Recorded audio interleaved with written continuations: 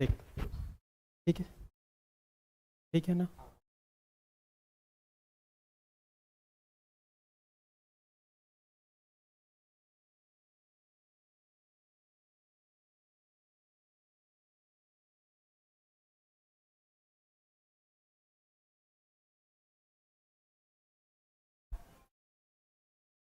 Good evening, कैसे हो? चलिए शुरू करते हैं। Good evening, good evening. चलिए सब लोग जल्दी जुड़ेंगे, है ना। आज हम लोग इन्वायरमेंट शुरू करेंगे, ठीक है। सब लोग जल्दी जुड़ जाइए भाई। खाना वाना खा लिए हो कि नहीं? खाना वाना खा लिए हो कि नहीं बताइए। भूख तो लग रहा होगा, खा लिए होगे। चलिए आप लोग जितने भी ऑनलाइन हैं सब लोग शुरू करते हैं। हम लोग ज़्यादा समय नहीं लेंगे, है ना। आज का टॉपिक रहेगा पीडीएस है ना। PDE, okay. PDE, people development and environment. इस टॉपिक से देखिए टीचिंग एप्टीट्यूड से 3-4 वीडियो डल गया। आप लोग देखिए पीडीए से 2-3 वीडियो देख लीजिए। उसके बाद 2-2, 3-3 वीडियो अभी डालेंगे ना, जिससे आप लोग को पता चल जाए कि तैयारी कैसी चल रही है। उसके बाद एक टॉपिक को उठाएंगे और पूरा कवर करेंगे। ये आपका 2-2, 3-3 वीडियो अभी डलेगा। क्लियर है? हाँ, ऐसा नहीं कि बीच बीच से उठाऊंगा, है ना। इंपॉर्टेंट ही हम लोग शुरू करेंगे। चलिए गुड इवनिंग विजय पांडा। सब लोग कमेंट करके बताएंगे आवाज क्लियर है कि नहीं। ओके, चलो शुरू करते हैं। आज का टॉपिक रहेगा हमारा climate change, global warming, acid rain और ओजोन लेयर। ठीक है, ओजोन लेयर। ये 4 टॉपिक को आज कवर करने की कोशिश करेंगे। हालांकि समय हो गया है ज़्यादा, कोशिश करेंगे कि ये चारों हो जाए जल्दी से, ठीक है। चलो सबसे पहले देखेंगे climate change and global warming. Okay, climate change and global warming.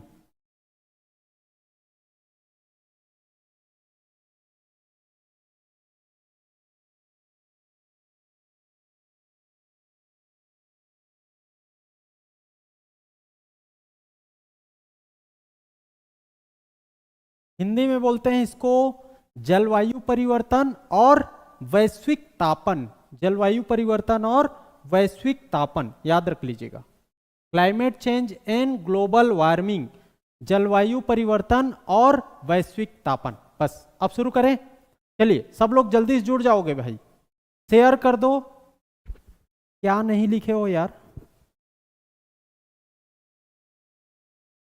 चलिए सब लोग जल्दी जुड़ जाएंगे ताकि मैं फ्लो के साथ स्टार्ट कर पाऊं। आज हम लोग ईवीएस का सेक्शन देखेंगे, ईवीएस का पर्यावरण का सेक्शन देखेंगे, ठीक है। इन्वायरमेंटल साइंस का सेक्शन देखेंगे, ठीक। तो सबसे पहले हम लोग देख रहे हैं, आज का टॉपिक रहेगा climate change and global warming. अब मैं शुरू कर रहा हूं, अब आप लोग डिस्टर्ब नहीं करोगे, ठीक है। और जैसा पूछा जाए आप लोग को रिप्लाई करना है, ओके। चलिए आज शुरू करते हैं कि पहले क्लाइमेट क्या होता है, ठीक। क्लाइमेट, क्लाइमेट मतलब जलवायु। जलवायु किसे कहेंगे भाई? आप लोग सुन लीजिए, जलवायु किसको बोलेंगे? तो एक होता है क्लाइमेट और एक होता है मानसून। जलवायु और मौसम। तो जलवायु किसको बोलेंगे और मौसम किसको बोलेंगे, ये आप लोग को जानना है। तो जलवायु का आप परिभाषा लिखोगे, किसी क्षेत्र विशेष में, किसी क्षेत्र विशेष में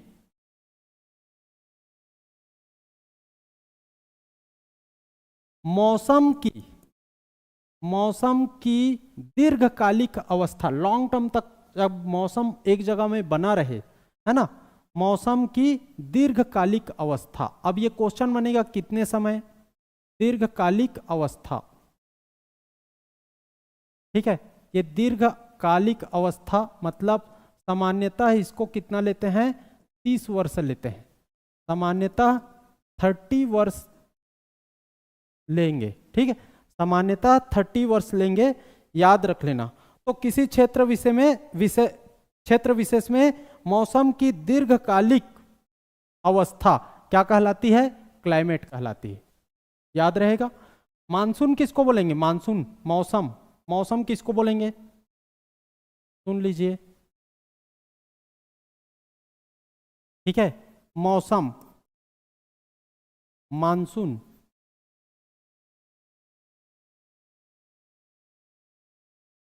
मानसून बोला जाता है, याद रख लेना है।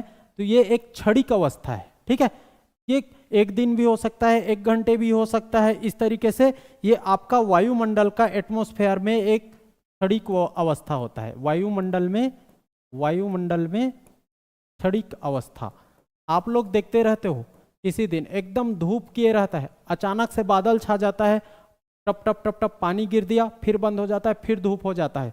ये आपका क्या हो गया? मानसून, ठीक है। मौसम इसी तरीके से। तो वायुमंडल की क्षणिक अवस्था ये 1 घंटे भी हो सकती है, 1 दिन भी हो सकता है, 3 दिन का भी हो सकता है, लेकिन ये ज्यादा लंबे समय तक नहीं रहता।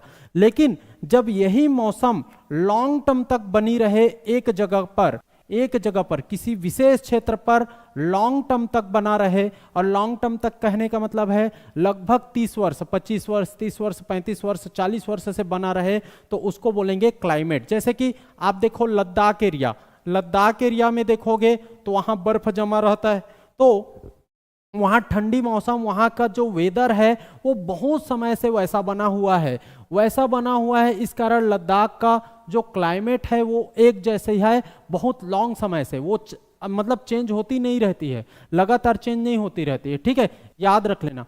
अब जब एक जैसा हो गया है तो वहां के जीव जंतु, वहां के प्लांट, फ्लोरा, फौना जो भी है वो सब उसी के अनुकूल एडॉप्शन को एडॉप्ट कर चुके हैं, अनुकूलतम रूप से ढल करके जीना सीख गए हैं। अब अचानक से अगर उस क्लाइमेट में बर्फ है, ये बर्फ वाला इलाका हो गया, अब ये बर्फ वाला इलाका, इसमें धूप पड़ जाए या कुछ भी ऐसे हमारी ह्यूमन एक्टिविटी या प्राकृतिक नेचर एक्टिविटी के थ्रू ये बर्फ पिघलने लगे, तो पिघलने लगेंगे तो वहाँ के लोगों को दिक्कत नहीं आएगी जी, वहाँ के लोगों को दिक्कत बिल्कुल आएगी, वो उसके अनुकूल नहीं होकर के प्रतिकूल हो जाएगा, और उसी को बोलते हैं क्लाइमेट चेंज, तो याद रख लेना। सबसे पहले आप लोग को जानना है मौसम किसको बोलते हैं? तो एटमॉस्फेयर में जो क्षणिक अवस्था होती है वो क्या कहलाती है? आपका मौसम कहलाती है, याद रख लेना है। और जब यही मौसम किसी क्षेत्र विशेष में आपका लगातार ठहर जाए, लॉन्ग टर्म के लिए, दीर्घकाल कहने का मतलब लगभग 30-35 साल के लिए एक जगह में एक जैसी स्थिति में बनी रह जाए, तो उसको बोला जाता है क्लाइमेट। और इस क्लाइमेट में नेचर एक्टिविटी, आपका ह्यूमन एक्टिविटी या कोई आपदा के थ्रू इस क्लाइमेट में जो पहले से एक जैसा है उसमें कुछ चेंजेस आता है, परिवर्तन आता है, तो उसको बोलते हैं हम लोग क्लाइमेट चेंज। समझ में आया कि नहीं बताइए। तो अभी हम लोग क्या देख रहे हैं भाई? जलवायु देख रहे हैं। जलवायु याद रख लेना, ठीक। अब जलवायु के बारे में कुछ फैक्ट लिखते हैं, जलवायु के बारे में कुछ फैक्ट हम लोग को समझना पड़ेगा। चलिए इसके बारे में फैक्ट लिखेंगे कि जलवायु को निर्धारित करने वाले कौन कौन से फैक्टर्स हैं, है ना। सामूहिक रूप से ये कौन कौन से फैक्टर्स इसको निर्धारित करते हैं? जलवायु को निर्धारित या प्रभावित बोल सकते हो, ठीक है। प्रभावित करने वाले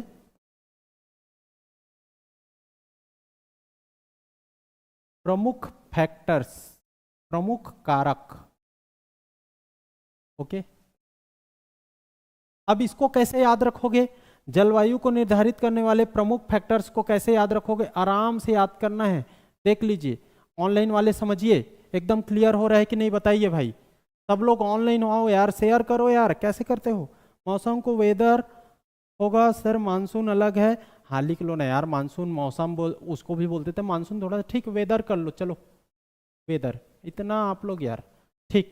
और बता दो सर ये फ्री क्लासेस कब तक चलेगी? अभी तो चल रही है, तब तक देखो ना यार, है ना। और नहीं चलेगी तो खरीद लेना यार, क्या दिक्कत है अगर पसंद आ रहा होगा तो, ठीक है। अभी तो चल रही है, देख लो। जलवायु को प्रभावित करने वाले फैक्टर्स क्या क्या हैं, तो इसको याद रख लेना है। आप लोग को कैसे याद रखना है? तो लैंड फॉर्म, ठीक, लैंड फॉर्म, ठीक, लैंड फॉर्म्स याद रख लेना, ये ट्रिक है। इसको कैसे याद रखोगे? Land forms. तो देखिए एल से क्या हो जाएगा भाई, एल से हो जाएगा लैटिट्यूड। लैटिट्यूड नोट्स भी इसी तरीके से बनना चाहिए आप लोग का। लैटिट्यूड ए से याद रख लेना एयर, ठीक है।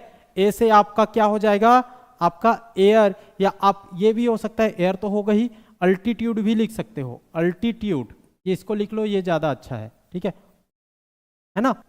लैंड एन से क्या हो जाएगा भाई, near to sea. Near to sea, near to sea कहने का मतलब है समुद्र या सागर के किनारे जो लोकेशन है उस पर कैसे प्रभाव पड़ेगा, ठीक है, नियर टू सी। इसके बाद देखिए डी आ जाएगा, D direction of wind, direction of wind, ठीक है, डायरेक्शन ऑफ विंड, ठीक है, डायरेक्शन ऑफ विंड। लैंड हो गया। एप से देखिए, एप से क्या हो जाएगा भाई, फॉरेस्ट एरिया, तो फॉरेस्ट, ठीक है, या फॉरेस्टेशन बोलते हैं, फॉरेस्टेशन। ओ से क्या आ जाएगा भाई, ओशियनिक करेंट। ओशियनिक करेंट किसको बोलते हैं, आपका सागरीय जलधारा, ओशियनिक करेंट, याद रख लेना। देखिए लैटिट्यूड किसको बोलते हैं, आपका अक्षांशीय रेखा। जैसे कि ये ग्लोब है तो ग्लोब में आप ये पढ़ते हो ना, ये अक्षांशीय रेखा है, ठीक है। अल्टीट्यूड इससे ऊंचाई, और आपका नियर टू सी, तो सागर के कितने किनारे हैं, कोई आपका क्लाइमेट वाला एरिया। डायरेक्शन ऑफ विंड, वहां पर हवा की कौन सी डायरेक्शन है, फॉरेस्ट, वहां का आपका वन का कैसा बिहेवियर है, वन कितना है। ओशियनिक करेंट आपका याद रख लेना, सागरीय जलधाराएं, गर्म जलधाराएं, ठंडी जलधाराएं, इसको देखा जाता है। ये हो गया FO। क्या आएगा, आर से रेनफॉल, वहां वर्षा कैसा हो रहा है, रेनफॉल। उसके बाद क्या आ जाएगा, एम से क्या आएगा, तो लैंडफॉर्म। एम से माउंटेन, वो एरिया में माउंटेन कैसा है, पर्वत कैसा है, तो ये आपको याद रख लेना है। लैटिट्यूड अक्षांश, अल्टीट्यूड ऊंचाई, नियर टू सी सागर के नजदीक या आपका कितना किनारा है। डायरेक्शन ऑफ विंड मतलब आपका विंड का, हवा का, पवन का दिशा, और ये फॉरेस्ट है वन। ओशियनिक करेंट जिसको बोलते हैं हम लोग सागरीय जलधाराएं। रेनफॉल वर्षा आपका देखोगे तो माउंटेन, और एस आ जाएगा, एस याद रख लेना भाई। एस का क्या होगा, एस सॉइल, वहां की सॉइल कैसी है। ये सब जो फैक्टर्स हैं वो अफेक्ट करता है, पॉजिटिव अफेक्ट, नेगेटिव अफेक्ट इसका दिखाई देगा क्लाइमेट पर, याद रख लेना। तो ये सब फैक्टर्स याद रख लेना है कैसे, लैंडफॉर्म, इसको मैं थोड़ा छोटा कर रहा हूं तो आप लोग को क्लियर समझ में आ जाएगा, ठीक है। अब ये दिखाई नहीं दे रहा होगा, लेकिन आप लोग को मैं बताया था कि बड़ा भी किया था, है ना, ये बड़ा कर दिया था, इसको लिख लेना भाई। इसको आप लोग देखिए, इसको स्क्रीनशॉट लेकर के लिख लेना यूट्यूब में, या आप लोग लिख लीजिए। उसके बाद इसको देखना है लैंडफॉर्म को ऐसा। समझ में आ रहा है कि नहीं, अब बताइए, क्लियर हुआ। तो ये आप लोग को याद रख लेना है, ठीक है। अब लंबे समय से विद्यमान जो भी जलवायु है उसमें जो परिवर्तन होगा उसके कारण कई हो सकते हैं, हम भी कारण हैं और प्राकृतिक कुछ भी कारण है, उसके आधार पर उस जलवायु में जो भी चेंजेस आएगा उसी को बोला जाएगा क्लाइमेट चेंज। याद रख लेना, तो याद रख लेना है क्लाइमेट चेंज किसको बोलते हैं, ठीक। अब हम लोग देखते हैं ग्लोबल वार्मिंग। इसके किस पर बात करेंगे भाई, ग्लोबल वार्मिंग,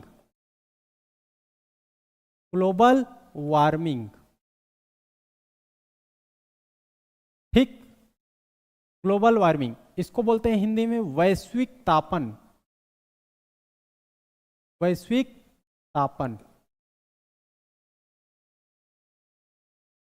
ठीक, वैश्विक तापन। बात क्लियर है, चलो वैश्विक तापन क्लियर है आपको। क्लाइमेट चेंज खत्म, पूरा याद हो गया कि नहीं। क्लाइमेट चेंज किसको बोलेंगे, मौसम कोई एक स्पेसिफिक एरिया में लॉन्ग टर्म तक उपस्थित रह जाए तो उसी को क्लाइमेट बोलेंगे। मौसम किसको बोलेंगे? तो एटमॉस्फेयर में मौसम लगातार बदलता रहता है और उसकी क्षणिक अवस्था को मौसम बोलेंगे, याद रख लेना। अब क्लाइमेट को कौन कौन से फैक्टर अफेक्ट करते हैं? तो लैंड फॉर्म याद रख लेना, ठीक है। और जब एक जैसी स्थिति बनी हुई है किसी जगह में क्लाइमेट की, उस क्लाइमेट में किसी भी कारण से, जिसमें हम भी कारण हैं या नेचर कारण है, उस कारण से उस क्लाइमेट में चेंजेस आता है, उसी को बोलते हैं क्लाइमेट चेंज। याद रख लेना, याद रख लेना, जलवायु परिवर्तन। अब बात कर रहे हैं हम लोग ग्लोबल वार्मिंग, वैश्विक तापन के बारे में। किसके बारे में? वैश्विक तापन के बारे में, ठीक है। थोड़ा ना दिख नहीं रहा है, वैश्विक तापन के बारे में, ठीक है। तो वैश्विक तापन किसको बोलेंगे भाई? तो लिख लो भाई एकदम, पृथ्वी का अर्थ का लगातार,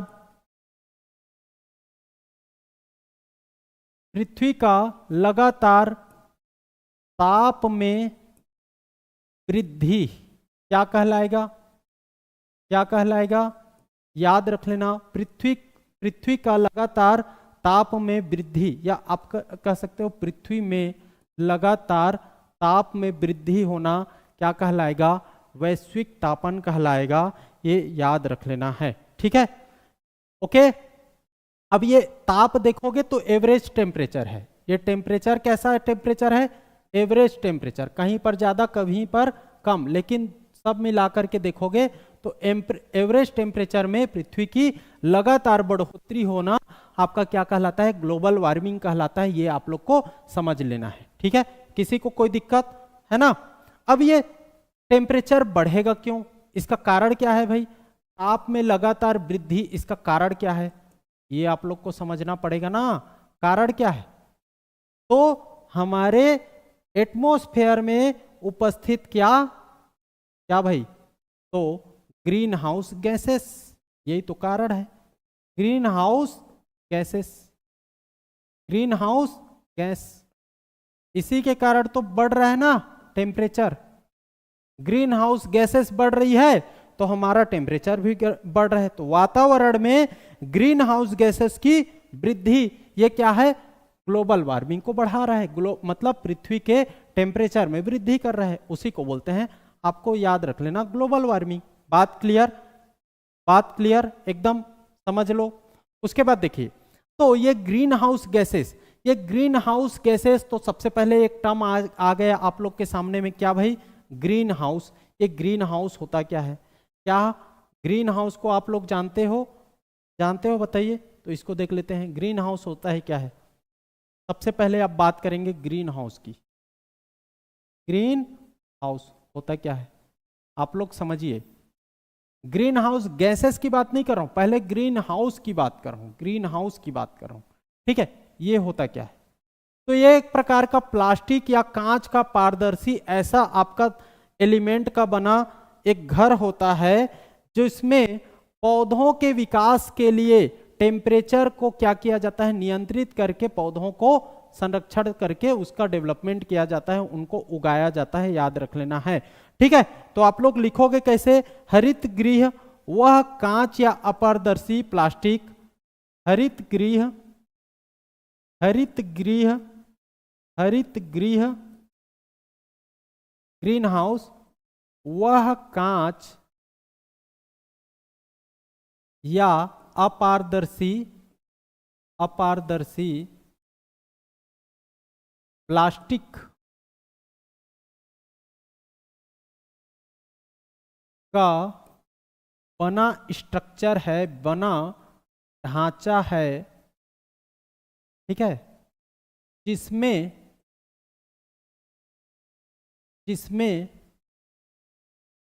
पौधों को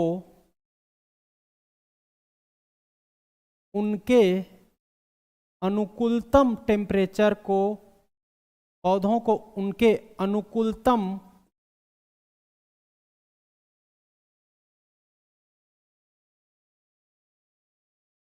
विकास में सहायक, अनुकूलतम विकास में सहायक ताप, आर्द्रता, आर्द्रता ह्यूमिडिटी, टेम्परेचर ह्यूमिडिटी, आदि को नियंत्रित किया जाता है, नियंत्रित किया जाता है। बात समझ आई? कैसा है ये? एक ऐसा ढांचा होता है जिसमें आपका देखोगे तो टेम्परेचर को कंट्रोल किया जाता है। ठंडी के दिन में गर्मी का आपका सब्जी मिल जाता है, गर्मी के दिन में ठंडी वाला सब्जी मिल जाता है, ये ग्रीन हाउस के वजह से। तो ये क्या करता है, ये कैसा होता है, इसको कैसे काम करता है, इन सबको हम लोग को देखना पड़ेगा। काम कैसे करेगा भाई, काम कैसे करेगा, ये ग्रीन हाउस कैसे काम करता है देख लेते हैं। यहाँ पर देखते हैं कैसे काम करता है ग्रीन हाउस, कैसे काम करता है।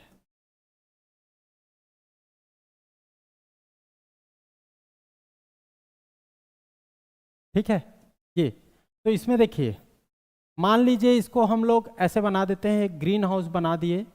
ठीक है, आप पॉली हाउस ये सब देखते रहते हो, ग्रीन हाउस बना दिए। ये किसका बना हुआ है, पारदर्शी है, कांच का बना है या ऐसे प्लास्टिक पदार्थ का बना है जिसमें लाइट आ सकती है। अब यहां पर है आपका क्या भाई, तो देखिए यहां पर सन, सन, ठीक है। अब ये यहां पर सन की रेज आ रही है, सन की रेज आ रही है। अब सन की रेज इंटर करेगी, इंटर करेगी, और इंटर करके ये क्या करेगी, यहाँ पर इस जो जमीन है, जमीन को वो गर्म कर देगी, और गर्म करके इस जमीन से क्या निकलेगा, जमीन से निकलेगा क्या भाई, तो आपका उष्मा निकलेगा। गर्म होगा तो हीट होगा ना, तो हीट होगा तो उष्मा बाहर निकलेगा। लेकिन ये उष्मा, ये ऐसा ढांचा है कि ये उष्मा बाहर नहीं जा सकती, ये बाहर नहीं जा सकती। बात क्लियर है? ठीक है, ये बाहर नहीं जा सकती, बाहर नहीं जा सकती। मतलब इसको इतना ही लाइट प्रोवाइड किया जाएगा और इतना हीट इसमें आपका उत्सर्जित किया जाएगा जितना यहाँ में, यहाँ के जो पौधे हैं उसको चाहिए।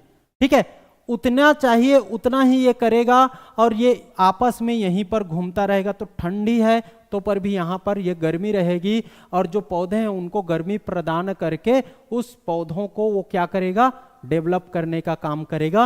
ह्यूमिडिटी यहाँ पर कंट्रोल हो जाएगी, टेम्परेचर कंट्रोल हो जाएगी। इस प्रकार का ये ढांचा होता है। बात क्लियर, बात समझ में आ रही कि नहीं? तो इस प्रकार से ये काम करता है। मतलब सनलाइट अंदर आएगी, अंदर आएगी तो अंदर में जो हीट पैदा करेगी, और हीट क्या है, बाहर नहीं जा पाएगी, ये हीट यहीं पर घूमते रहेगी। अब उतना ही सनलाइट इसको दिया जाएगा या हीट यहां अंदर में रखा जाएगा जितना उस प्लांट को चाहिए। ठीक है, मतलब प्लांट के अनुकूल यहां पर हीट या ह्यूमिडिटी टेम्परेचर यहां पर रहेगा, उससे ज्यादा ना उससे कम। उससे क्या हो जाएगा, यहाँ की जो पौधे हैं, ठीक है, यहाँ की जो पौधे हैं, है ना, ये पौधे बहुत अच्छे से ग्रो करने लगते हैं। और इसी कारण आप देखते हो कि आप ठंडी के दिनों में गर्मी के फल, फ्रूट्स, सब्जी ये पा जाते हो, है ना, और गर्मी के दिनों में ठंडी के फल, फ्रूट, सब्जी ये पा जाते हो। तो इस तरीके से ये काम करता है। ठीक है, काम इसी तरीके से करता है, इसी को आप लोग को जानना है। तो कैसे लिखोगे भाई, कैसे काम करता है, इसको लिखोगे कैसे, सूर्य किरण, सूर्य किरण अंदर, सूर्य की किरण, सूर्य की किरणें अंदर। ठीक है, अंदर आएगी तो क्या होगा, अंदर आएगी उष्मा उत्सर्जित, उष्मा उत्सर्जित। ठीक है, उष्मा उत्सर्जित, उष्मा उत्सर्जित होगा और उष्मा बाहर नहीं जा पाएगी, उष्मा बाहर नहीं, बाहर नहीं जा पाएगी। और बाहर नहीं जा पाएगी तो ग्रीन हाउस को, ग्रीन हाउस को, ठीक है, ग्रीन हाउस को, ठीक है, गर्म कर देगी, और गर्म कर देगी, जितना चाहिए उतना गर्मी मिलेगा। मतलब यही क्या है, पौधों के अनुकूल है। ठीक है, कितना गर्म होना है, ये पौधों के अनुकूलतम गर्म करेगी।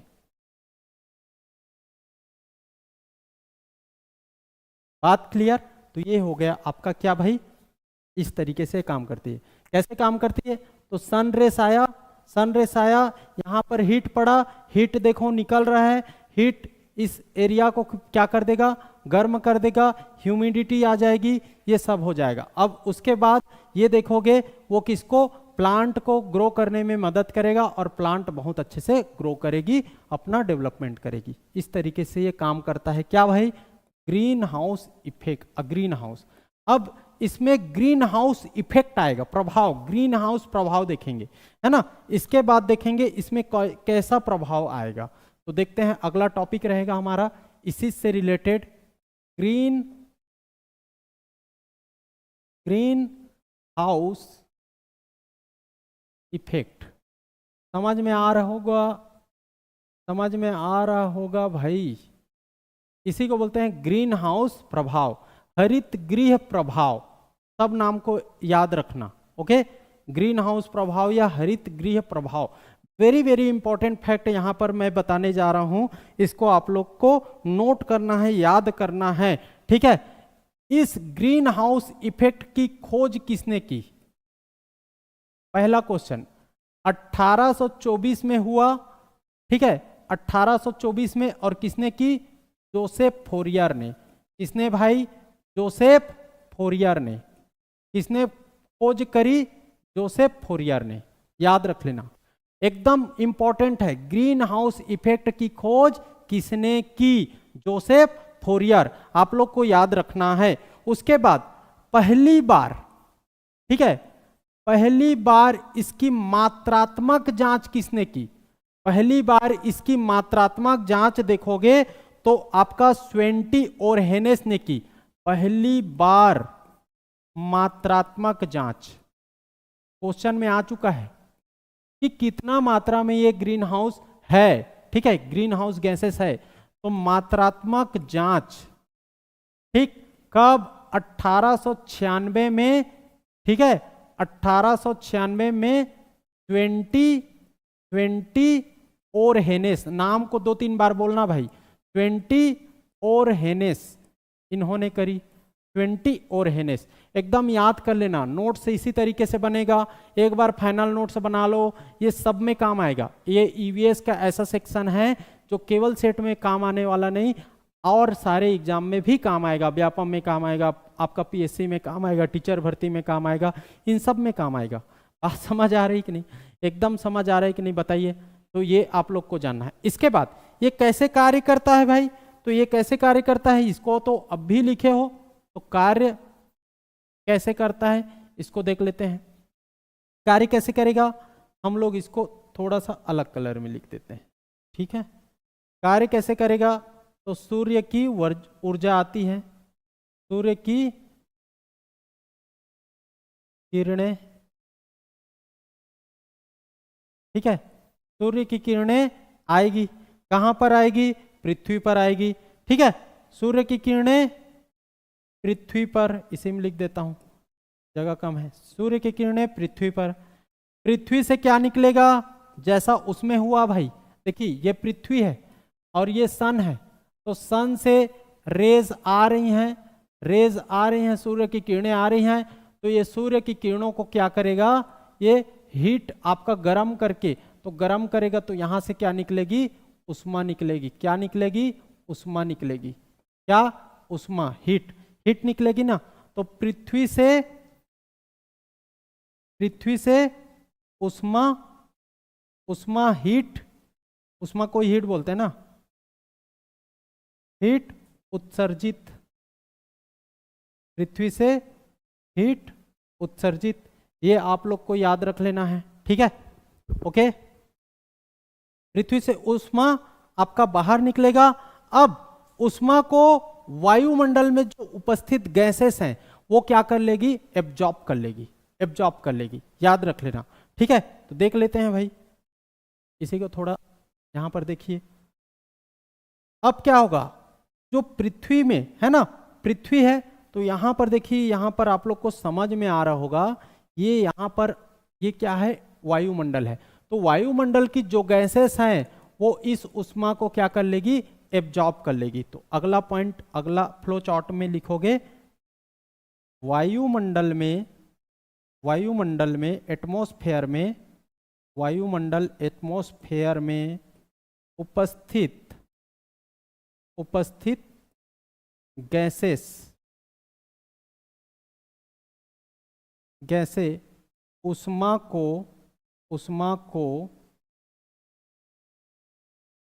को एब्जॉर्ब कर लेना, अवशोषित कर लेगी। ठीक है, अवशोषित कर लेगी। ओके, सूर्य की किरणें पृथ्वी पर पड़ी, पृथ्वी से हीट निकला, हीट को एटमॉस्फेयर में जो गैसेस हैं, कौन सी गैसेस उसको देखेंगे, जो गैसेस हैं ऐसी गैसेस जो हीट को अपने अंदर एब्जॉर्ब करने की क्षमता रखती है, ऐसी गैसेस उसको अवशोषित कर लेगी। अब अवशोषित कर लेगी तो ये हीट तो बाहर नहीं निकल पाया भाई, तो ये इसी अंदर में रह गया, और अंदर में रह गया तो ये वायुमंडल क्या हो जाएगा, वायुमंडल क्या हो जाएगा, गर्म हो जाएगा। वायुमंडल गर्म हो गया ना, टेम्परेचर इसका बढ़ गया ना, गर्म हो गया कि नहीं बताइए, आप समझिए। तो इसी को बोलते हैं ग्रीन हाउस इफेक्ट, बढ़ रहा है ना वायुमंडल में, आपका क्या है, अवशोषित कर लिया गया। तो अवशोषित कर लेने से आपका देखोगे तो यहाँ पर ये वायुमंडल का टेम्परेचर बढ़ जाएगा ना जी। वायुमंडल का टेम्परेचर इंक्रीज, बढ़ गया। इसी को बोलते हैं ग्लोबल वार्मिंग भी बोलते हैं इसी को, है ना। तो वायुमंडल का टेम्परेचर बढ़ गया। अब इसमें आप ये कैसे काम करता है ये जान गए। अब अगला देखना है कि ग्रीन हाउस इफेक्ट में जो गैसेस हैं उनका नाम जानना पड़ेगा। तो ग्रीन हाउस गैसेस क्या है, ये क्यों ऐसा बढ़ रहा है, क्योंकि जो वायुमंडल में ऐसी गैसेस हैं जो उसको ऑब्जॉर्ब कर रही है, तो वो कौन सी गैसेस है, इस गैसों के नाम को तो जानना पड़ेगा ना। कौन सी गैसेस है जो ग्रीन हाउस गैसें कहलाती हैं, यही जो गैसेस हैं ये ग्रीन हाउस गैसेस कहलाती है। और इस ग्रीन हाउस गैसेस में आप लोग लिखोगे क्या भाई, तो पहला लिखोगे CO2, है ना, CO2। ठीक है, तो ये ग्रीन हाउस गैसेस यहीं पर हम लोग देखेंगे, मैं थोड़ा सा यहाँ पर कर रहा हूँ। और इसमें सबसे पहले लिखिए सबसे ज्यादा प्रभाव ग्रीन हाउस इफेक्ट में कौन डालता है, तो याद रख लेना कौन डालेगा भैया, कौन डालेगा, जल वाष्प, वाटर वेपर। ये एक्चुअल में गैस नहीं होता, ठीक है, ये आपका याद रख लेना है जल वाष्प, जिसको हम लोग वाटर वेपर कहते हैं, water vapour. Okay, water vapour सबसे ज्यादा आपका ये प्रभाव डालता है, सबसे ज्यादा। पूछेगा ग्रीन हाउस गैसों में निम्नलिखित में से सबसे ज्यादा ग्रीन हाउस इफेक्ट पर प्रभाव डालने वाला, तो इसको आंसर लेना है जल वाष्प, सबसे ज्यादा। उसके बाद ये आपका देखोगे तो जल वाष्प देखोगे स्थायी नहीं होता, ये जल चक्र पर आधारित होता है। जहां पर आपका नदी वदी है, सागर है, वहां पर वाटर वेपर ज्यादा दिखेगा, हर जगह नहीं होगा। तो ये जल वाष्प आप देख रहे हो, ये स्थायी नहीं होता है, ये स्थायी नहीं होता है, क्योंकि ये चेंज होगा। अगर ये जल है, यहाँ पर सनलाइट पड़ी है तो वाटर वेपर बनेगा, सनलाइट नहीं पड़ी है तो नहीं बनेगा। तो ये स्थायी कहाँ हुआ, हर समय नहीं होता। तो इस कारण आपको जानना है, समझ रहे हो ना, नहीं समझे क्या, इसको मैं समझाता हूँ थोड़ा सा। जैसे कि एग्जाम्पल ले लें, ये अपना ग्लोब है, ठीक, ग्लोब है, ये यहाँ पर इंडिया है और ये इंडियन ओशन है। आप यहाँ पर देखोगे तो साउथ अमेरिका और नॉर्थ अमेरिका है, और ये अपना यूरोप, एशिया है और यूरोप है, ठीक है, ये याद रख लेना, एशिया और यूरोप। यहाँ पर देखोगे तो ये अफ्रीका कंटिनेंट है, ये आपका देखोगे तो ऑस्ट्रेलिया कंटिनेंट है। बाकी सब जगह देखोगे तो क्या है भाई, पानी है। अब पानी, अब सनलाइट, यहाँ पर सन है, सन की किरण यहाँ पर सीधी पड़ रही है, मतलब इस जगह में, तो ये वाला एरिया क्या हो जाएगा, वाष्पित होगा और वाटर वेपर बनाएगा। बात समझ आ रही है, वाटर वेपर बनाएगा। लेकिन सन भी देखोगे तो आपका एक समय में क्या हो जाता है, नीचे आ जाता है, दक्षिणार्ध है, यहाँ पर सन आ गया, ठीक है, सन नहीं रोटेट, इसके रोटेशन की वजह से यहाँ पर ये डायरेक्टली दूर चला जाता है ये, तो यहाँ पर आपका टेम्परेचर कम हो जाएगा, तो वाटर वेपर कम बनेगी। इसी को बोलते हैं कि ये स्थायी नहीं होता है, ये चेंज होते रहता है। बात क्लियर है।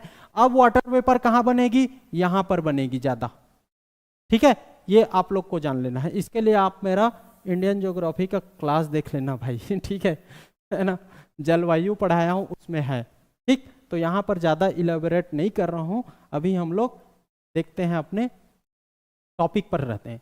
तो सबसे ज़्यादा जल वाष्प, उसके बाद दूसरा देखोगे तो CO2 carbon dioxide. Carbon dioxide याद रख लेना, कार्बन डाइऑक्साइड जैसे ही सुनते हैं तो हम लोग के मन में क्या आ जाता है, नेगेटिविटी आ जाती है। कार्बन डाइऑक्साइड हानिकारक होता है, ऐसा कुछ नहीं है भाई, कार्बन डाइऑक्साइड हानिकारक नहीं होता है, ठीक है, ये आपका याद रख लेना, ये हमेशा हानिकारक नहीं होता है, इसकी अत्यधिकता ही हानिकारक है। तो हम लोग इसको बोलेंगे कि सामान्य रूप से CO2 जो होता है वो प्रदूषक नहीं होता है, इसकी अधिकता प्रदूषक के रूप में आती है, याद रख लेना। नहीं तो CO2 नहीं रहेगा तो आप पौधों को कैसे बचाओगे, क्योंकि पौधे तो CO2 लेते हैं और उसके बदले में ऑक्सीजन देते हैं, और पौधे नहीं रहेंगे तो पौधे तो CO2 लेते हैं, तो CO2 उनको नहीं मिलेगा तो पौधे नहीं रहेंगे, और पौधे नहीं रहेंगे तो हम नहीं रहेंगे। तो जैसे ही ऑक्सीजन का होना अनिवार्य है, उसी तरीके से कार्बन डाइऑक्साइड का होना भी अनिवार्य है। तो सामान्य रूप से कार्बन डाइऑक्साइड का होना प्रदूषक नहीं कहलाता, इसकी अत्यधिकता या अधिकता ही प्रदूषक के रूप में सामने आती है, याद रख लेना है, ठीक है, ओके, ये आप लोग को याद रख लेना, ठीक। ये जो जल वाष्प है ये क्या है, हीट को एब्जॉर्ब करती है, ये कार्बन डाइऑक्साइड है, ये हीट को एब्जॉर्ब करती है, इसी कारण वायुमंडल में आपका टेम्परेचर बढ़ जाता है। तीसरा देखेंगे, तीसरा आपको याद रख लेना CH4। CH4 क्या है, मीथेन, याद रख लेना, मीथेन गैस। मीथेन गैस देखोगे तो उष्मा अवशोषण में CO2 से अधिक ये आपका क्या करता है, मीथेन उष्मा को अवशोषित करता है। मतलब CO2 और CH4 में दोनों में कंपेयर किया जाए कि हीट को कौन एब्जॉर्ब ज्यादा करता है, तो याद रख लेना CH4 को आंसर लेना है, ओके। CH4 में ज्यादा आपका क्षमता रहता है CO2 के कंपेयर, और जो मैं बोल रहा हूं सबको लिखना है आप लोग को, सबको, ठीक है, बाकी मैं बता रहा हूं CH4, ओके। हर साल आपका प्रति वर्ष इसमें CH4 की मात्रा में 1% की वृद्धि देखी जा रही है, 1% की वृद्धि प्रति वर्ष, ओके, प्रति वर्ष, पर ईयर इसमें 1% बढ़ रहा है आपके पूरे विश्व में। उसके बाद अगला N2O आप लोग सब सुने होंगे, N2O नहीं सुने हो जी, सुन लो, N2O सुन लो भाई, ठीक है। अगला है N2O मतलब नाइट्रस ऑक्साइड। नाइट्रस ऑक्साइड देखोगे तो ये एक प्रकार का हास्य गैस है, हास्य गैस, ठीक, इसको सुंघा दो फिर व्यक्ति क्या करते रहेगा, हंसते रहेगा, बात समझ आ रही, इसको सुंघा दो फिर ये हंसते रहेगा, तो ये हास्य गैस के रूप में इसको जाना जाता है, नाइट्रस ऑक्साइड को। ये भी क्या करता है, ये हीट को एब्जॉर्ब करने की क्षमता रखता है, इस कारण इसको ग्रीन हाउस गैसेस में स्थान दिया गया है। इसके बाद याद रख लेना है आपको फ्लोरीनेटेड गैसेस। अगला फ्लोरीनेटेड गैसेस, फ्लोरीनेटेड गैसेस,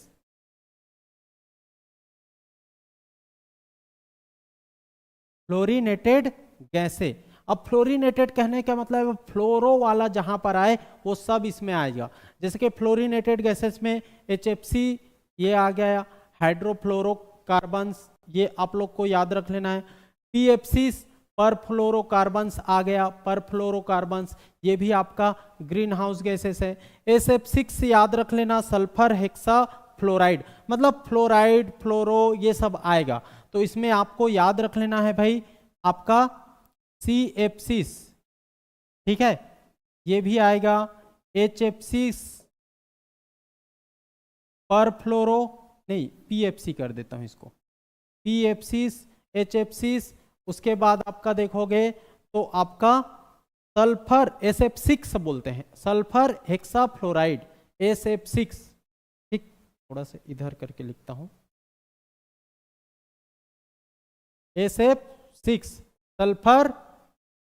सल्फर हेक्साफ्लोराइड। तो ये सब फ्लोराइड फ्लोरीनेटेड, ये सब फ्लोरो फ्लोराइड ये सब आ रहा है इसमें फ्लोरीनेटेड, इसको एक साथ कहते हैं फ्लोरीनेटेड गैसेस।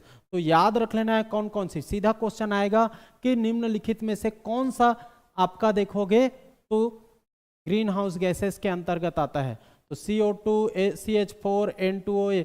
और देखो ये एक क्रम में है, इसको पूछेगा सबसे ज्यादा से सबसे कम की ओर या प्रभाव के आधार पर, तो सबसे ज्यादा प्रभाव आपका ये जल वाष्प वाटर वेवर, फिर CO2, फिर CH4, फिर N2O, फिर फ्लोरिनेटेड गैसेस।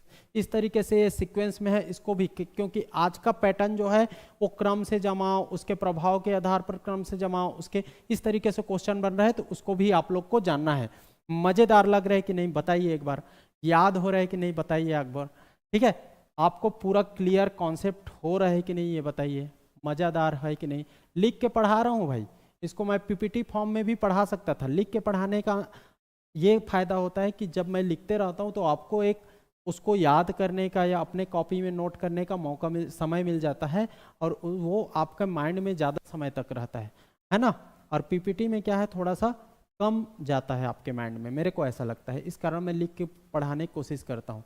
तो आप लोग जान लोगे ग्रीन हाउस इफेक्ट खोज कब हुआ, 1824। किसने किया, जोसेफ फोरियर ने किया। उसके बाद उसकी मात्रात्मक जांच किसने की, 1896 में स्वेंटी और हेनेस ने। याद रख लेना कैसे कार्य करता है, तो सूर्य की किरणें पृथ्वी पर आती है, पृथ्वी से हीट निकलता है, वायुमंडल में एटमॉस्फेयर में जो भी गैसेस हैं उस हीट को एब्जॉर्ब कर लेता है और पूरे पृथ्वी का टेम्परेचर बढ़ जाता है, उसी को बोलते हैं ग्रीन हाउस इफेक्ट। तो कौन कौन सी गैसेस एब्जॉर्ब करती है हीट को, तो याद रख लेना ग्रीन हाउस गैसेस यही है आपका, याद रख लेना ग्रीन हाउस गैसेस कौन सी है, यही है। जल वाष्प इसमें सबसे ज्यादा आपका प्रभाव डालती है, फिर CO2, फिर CH4, N2O, फ्लोरिनेटेड गैसेस। इसके बारे में थोड़ा थोड़ा मैं बात किया हूं, उसको भी आप साइड में लिख लेना। ये हो गया आपका ग्रीन हाउस गैसेस। बात क्लियर हुआ कि नहीं, बात क्लियर हुआ कि नहीं। तो हम लोग दो टॉपिक कवर कर चुके, एक तो हम लोग देख लिए क्लाइमेट चेंज, है ना, जलवायु परिवर्तन। उसके बाद हम लोग देख लिए ग्लोबल वार्मिंग, और ग्लोबल वार्मिंग में हम लोग देखे क्या, ग्रीन हाउस, और ग्रीन हाउस के बाद ग्रीन हाउस इफेक्ट। तो कंप्लीट रूप से इसको हम लोग देख लिए। अगला टॉपिक हमारा इसी में रहेगा क्या भाई, एसिड रेन। एसिड रेन जिसको हम लोग क्या बोलते हैं, अम्ल वर्षा। अम्ल वर्षा थोड़ा सा लंबा चलेगा क्लास, लेकिन हम लोग कवर करेंगे, समय भी तो नहीं है, समय भी नहीं है। और जितना आज का टॉपिक इन्वायरमेंट वाला जितना आज का पढ़ा रहा हूँ, ये टीचर भर्ती में डायरेक्ट क्वेश्चन यहाँ से देखने मिलेगा, डायरेक्ट क्वेश्चन आप लोग को देखने मिलेगा, याद रख लेना है, ठीक है। तो शुरू करते हैं, एसिड रेन अम्ल वर्षा। इसकी खोज किसने की, जैसे कि ग्रीन हाउस इफेक्ट की खोज जोसेफ फोरियर, उसी तरीके से एसिड रेन अम्ल वर्षा की खोज Robert Angus Smith. Robert Angus Smith, याद रख लेना, रॉबर्ट एंगस स्मिथ, ठीक है। अब ये एसिड रेन में आपका देखोगे तो उत्तरदायी गैसेस कौन सा, रिस्पॉन्सिबल गैसेस कौन कौन सी हैं, तो उत्तरदायी गैसेस आप लोग इसी तरीके से शॉर्ट नोट्स बनाओगे। उत्तरदायी गैसें कौन कौन सी है भाई बताइए, तो याद रख लेना SO2 हो गया, NO2 हो जाएगा, ठीक है। एक ठो N2O होता है और एक ठो NO2 हो जाएगा, ठीक। कैसे पढ़ेंगे, SO2 को पढ़ेंगे सल्फर डाइऑक्साइड, फिर N2O को अभी बताया नाइट्रस ऑक्साइड, और NO2 को क्या बोलेंगे, तो नाइट्रोजन डाइऑक्साइड। याद रख लेना ये तीन प्रमुख गैसेस हैं जो किसके रूप में एसिड रेन बनाएगी, कैसे बनाएगी अभी पढ़ेंगे। तो ये तीन प्रमुख गैसों को याद रख लेना, एक क्या भाई SO2, ठीक है, क्या SO2, दूसरा N2O और तीसरा NO2। आप लोग पूरा लिखोगे सल्फर डाइऑक्साइड, ये नाइट्रस ऑक्साइड, और इसको लिखोगे नाइट्रोजन डाइऑक्साइड, याद रख लेना। इसका pH मान कितना होता है, pH मान, ठीक है। एसिड रेन का pH मान 5.6, ठीक है, याद रख लेना 5.6 और 5.6 से कम, इससे कम हो सकता है, तो 5.6 से कम, एग्जैक्ट नहीं, इससे कम हो सकता है, ठीक है। तो 5.6 से कम pH मान एसिड रेन का 5.6 से कम, लेकिन उससे ज्यादा नहीं हो सकता, याद रख लेना, उससे ज्यादा नहीं हो सकता। अब ये कैसे बनती है इसको भी याद रख लेना है, तो कैसे बनती है मैं यहां पर बता रहा हूं, ये कैसे बनती है, ठीक है। अगला पॉइंट है कैसे बनती है, कैसे बनती है, ठीक है, याद रख लेना। तो आप यहां पर देखोगे तो जीवाश्म ईंधन फॉसिल फ्यूल बोलते हैं, ठीक है। जीवाश्म ईंधन का दहन होता है। क्या होगा भाई? जीवाश्म ईंधन का दहन, ठीक है।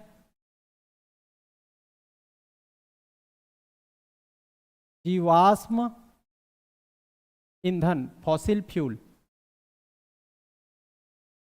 जीवाश्म ईंधन का दहन हो जाएगा, इसको जलाया जाएगा। इसको जैसे ही जलाएंगे तो ये गैसेस निकलती है, SO2 N2O, ठीक है, या NO2 कर देता हूं, ठीक है। SO2 NO2 गैसेस निकलेगी। अब ये गैसेस वायुमंडल में जो वाटर वेपर है उससे रिएक्ट कर लेगी। ये गैसेस जलाए फॉसिल फ्यूल को, गैस निकला, ऊपर में क्या है? Water vapour. ऊपर में वाटर वेपर है, ये जल वाष्प से क्रिया कर लेगी, ठीक है। वायुमंडल में उपस्थित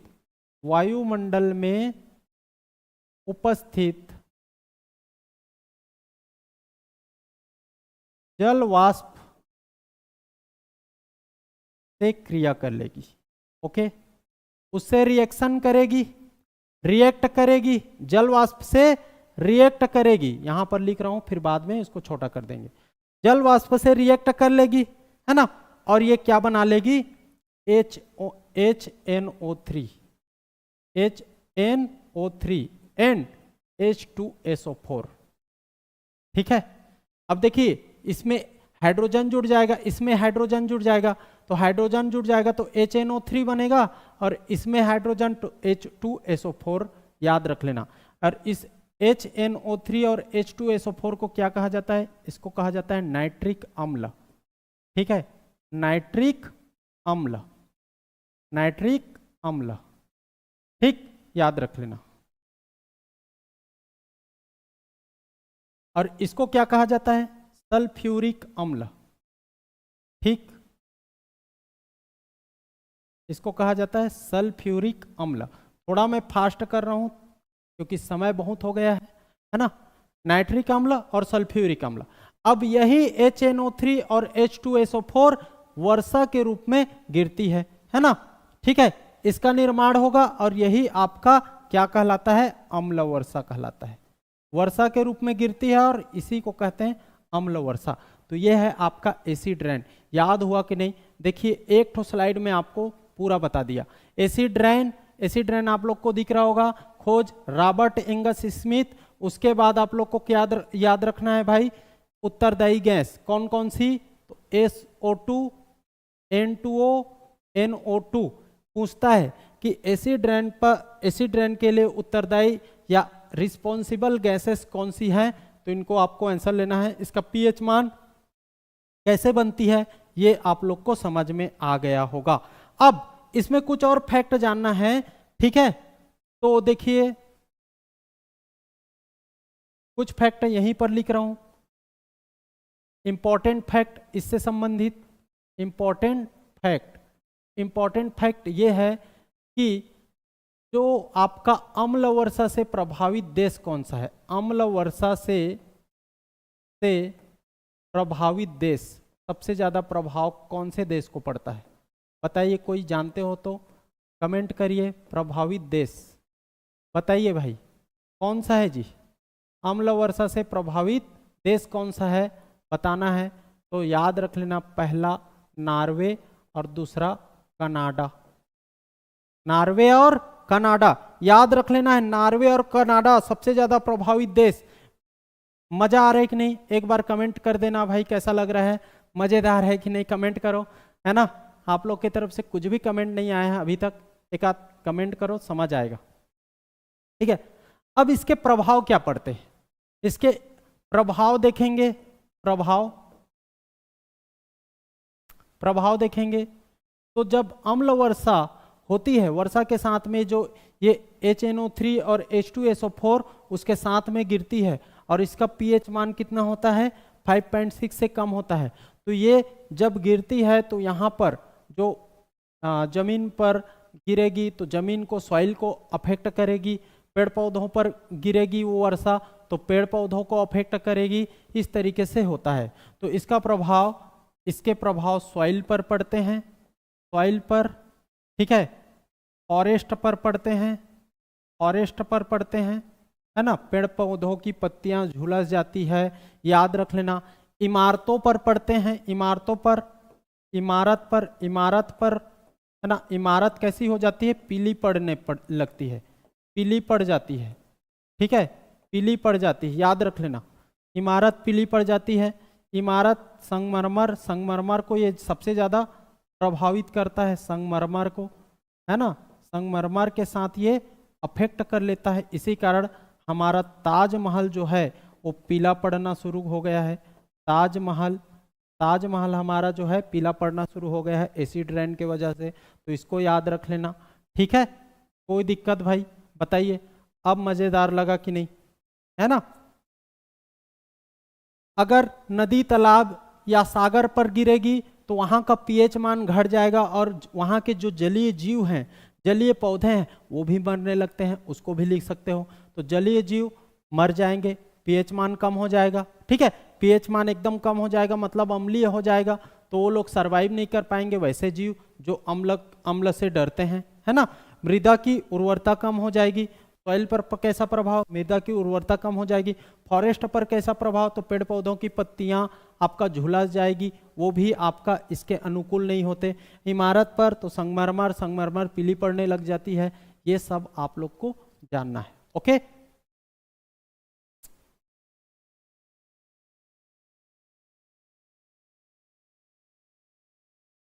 चलिए मजेदार है, अभी देखते रहिए, एकदम कवर करेंगे पूरा, ठीक है।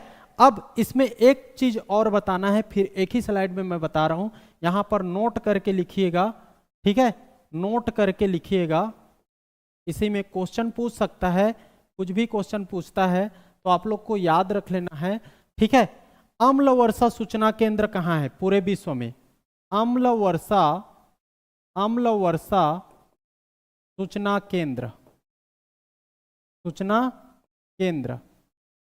तो याद रख लेना कहाँ, मैनचेस्टर में, मैनचेस्टर अम्ल वर्षा सूचना केंद्र, ओके।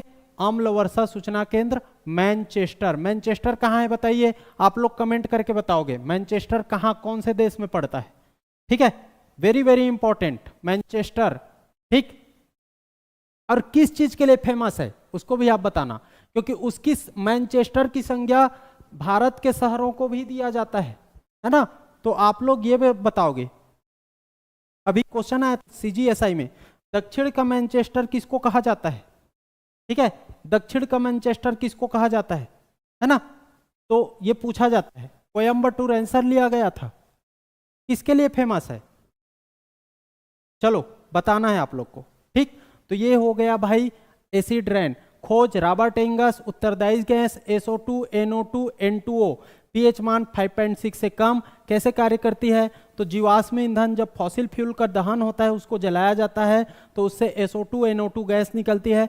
SO2 NO2 गैस जो वायुमंडल में वाटर वेपर होता है, जैसे ही मैंने पहले बताया था, हरित ग्रीन आपके गैसेस हैं ना, वाटर वेपर होता है, उससे वो रिएक्ट कर लेगी, वाटर वेपर के वाटर क्या है, H2O है, H2O से वो रिएक्ट करेगी और H हाइड्रोजन इसमें जुड़ जाएगा और ये बना लेगा नाइट्रिक अम्ल और सल्फ्यूरिक अम्ल, और यही वर्षा के रूप में गिरती है। जब ये वर्षा के रूप में गिरती है तो बहुत सारे जगह प्रभावित होता है, जिसमें सॉइल पर पड़ती है तो मृदा उर्वरता कम हो जाएगी, फॉरेस्ट पर पड़ेगी तो वहाँ के पत्ती जो वृक्षों की वो झुलस जाएगी, इमारत पर पड़ेगी तो संगमरमर वो पीली पड़ने लग जाएगी, जलीय जीव पर पड़ेगी तो जलीय जीव में अम्लता ज़्यादा बढ़ जाने के कारण वहाँ के जीव मरने लगेंगे, सरवाइव नहीं कर पाएंगे। और ऐसे देशों में आप देखोगे तो सब जगह कुछ न कुछ अम्ल वर्षा से प्रभाव पड़ता है, लेकिन सबसे ज़्यादा प्रभावित देश कौन सा है, तो याद रख लेना नॉर्वे और कनाडा, और यही आपके सेट के पेपर में पूछा गया है, पूछेगा।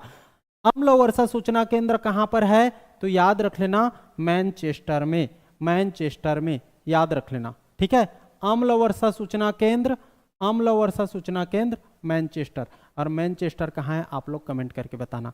किसी ने अमेरिका बोला है भाई, अमेरिका में नहीं है भाई मैनचेस्टर, ठीक है। चलो आप लोग कमेंट करके बताना, मैं इसको नहीं बताऊंगा। ठीक, नेक्स्ट टॉपिक, अब अगला टॉपिक रहेगा हमारा atmospheric layer.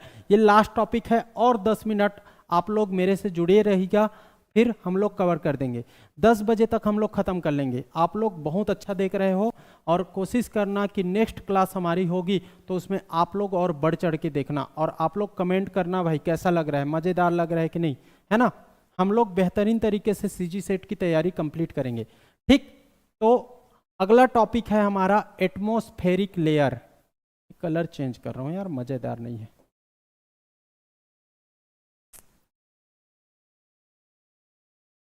Atmospheric layer, atmospheric layer कहने का मतलब है वातावरणीय, लेयर को बोलते हैं परत, है ना, वातावरण की परत या वातावरणीय परतें, एटमॉस्फेरिक लेयर, इसको बोलते हैं वातावरणीय, वातावरण की परतें।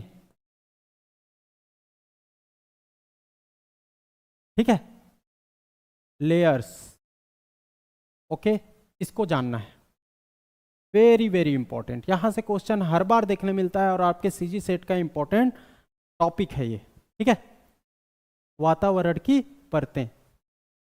ऐसे ही पढ़ना सर जी, पढ़ना मैं पढ़ ही रहा हूं भारत का Manchester, Ahmedabad, very good very good. चलिए, क्या वहां ज्यादा वर्षा होता है चलो आप लोग सर्च करो भाई इसके बारे में, शुरू करते हैं। एटमॉस्फेरिक लेयर वातावरण की परतें। तो देखिए वातावरण की परतें, इसको हम लोग कैसे देखेंगे। ये मान लीजिए पृथ्वी की ऊपरी परत है, पृथ्वी की ऊपरी परत, ठीक है, पृथ्वी की ऊपरी परत है ना, इसको मैं ऐसा कर दे रहा हूं।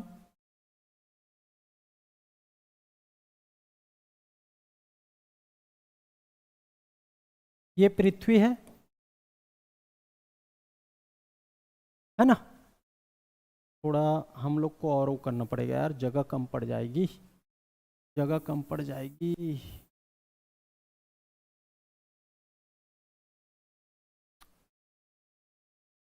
चलो, ये आपका पृथ्वी का सबसे ऊपर क्रस्ट लेवल है, भूपर्पटी बोलते हैं। ठीक, इसको याद रख लेना, भूपर्पटी लेवल। उसके बाद देखिए इसी में लेयर हम लोग बनाएंगे एटमॉस्फेयर का। एटमॉस्फेयर मतलब वायुमंडल का, वायुमंडल का हम लोग लेयर बनाएंगे। ठीक है, ये आप लोग याद रख लेना, कौन कौन सा लेयर बनेगा इसको आप लोग समझिए। एक लेयर बनेगा, एक लेयर यहां पर, ठीक, इसको बोलेंगे स्ट्रेटोस्फेयर, स्ट्रेटोस्फेयर। ठीक, याद रख लेना, क्षोभ मंडल बोलते हैं। दूसरा लेयर बनेगा, दूसरा लेयर, ठीक, जिसको बोलेंगे ट्रोपोस्फेयर, ट्रोपोस्फेयर। ठीक है, तीसरा लेयर बनेगा, तीसरा लेयर जिसको कहेंगे मीजोस्फेयर। चौथा लेयर बनेगा, चौथा लेयर जिसको कहेंगे, याद रख लेना, थर्मोस्फेयर या आयनोस्फेयर, थर्मोस्फेयर या आयनोस्फेयर, सुन लीजिए पहले। और लास्ट आपका एक लेयर बनेगा जिसको कहेंगे एक्जोस्फियर, एक्जोस्फेयर। और आप लोग ये नाम को इंग्लिश इंग्लिश हो जा रहा होगा ऐसा सोचोगे, तो आप लोग को मैं बता देना चाहता हूं, याद रख लेना।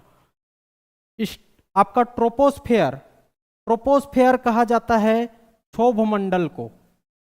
ठीक, लिख रहा हूं यहां पर, क्षोभ मंडल, दोनों में याद रख लेना नाम। ये आपका ट्रोपोस्फेयर समताप मंडल, समताप मंडल, ठीक है।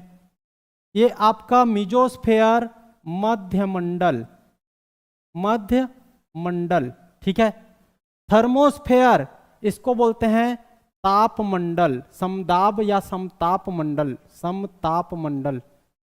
ये एक मिनट ना, ठीक है, इसको ताप मंडल, इसी को आयनोस्फेयर भी बोलते हैं, आयन मंडल। आयन मंडल या तापमंडल, एक ही बात है, ठीक। ये आपको या और एक्सोस्फेयर, एक्सोस्फेयर में एग्जिस्ट कर बाहर चले जाना, बहिर्मंडल, बहिर्मंडल,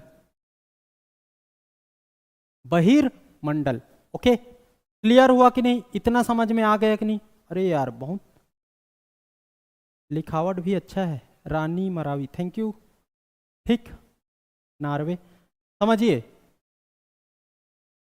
जुड़ना है यार सबको, कैसे करते हो, इंपॉर्टेंट टॉपिक चल रहा है।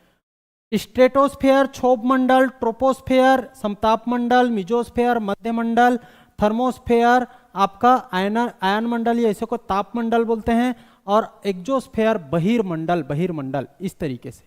ये हिंदी में भी नाम देख लीजिए। और इसको पूछता है ना, पृथ्वी से, पृथ्वी के भूपर्पटी क्रस्ट से ऊपर चढ़ने पर इसको सीक्वेंस से जमाने पूछता है। पहले क्या आएगा? पहले आएगा स्ट्रेटोस्फेयर, फिर ट्रोपोस्फेयर, फिर मिजोस्फेयर, फिर आपका क्या आ जाएगा? थर्मोस्फेयर या आयनोस्फेयर, या आप इसको देखोगे लास्ट में एक्सोस्फेयर। इस तरीके से इसको जमाने पूछता है, सीक्वेंस, इसी को ऊपर नीचे बीच में ऐसे आपका इधर उधर करके दे देगा, पूछता है डायरेक्ट। पहला क्वेश्चन तो ये बनता है, पहला क्वेश्चन ये बनता है, ठीक है। इसको जमाने मतलब आप पृथ्वी के तल में हो और ऊपर जाओगे एटमॉस्फेयर में, तो कौन कौन सा मंडल कहां कहां पर आता है, इसको जमाने पूछता है। ये पहला क्वेश्चन आपको याद रख लेना, ठीक है। अब इसमें ये क्या है भाई? ये अर्थ है ना, ठीक। ये क्या है? ये आपका अर्थ है, ठीक। ये क्या है? अर्थ, ओके, ये अर्थ,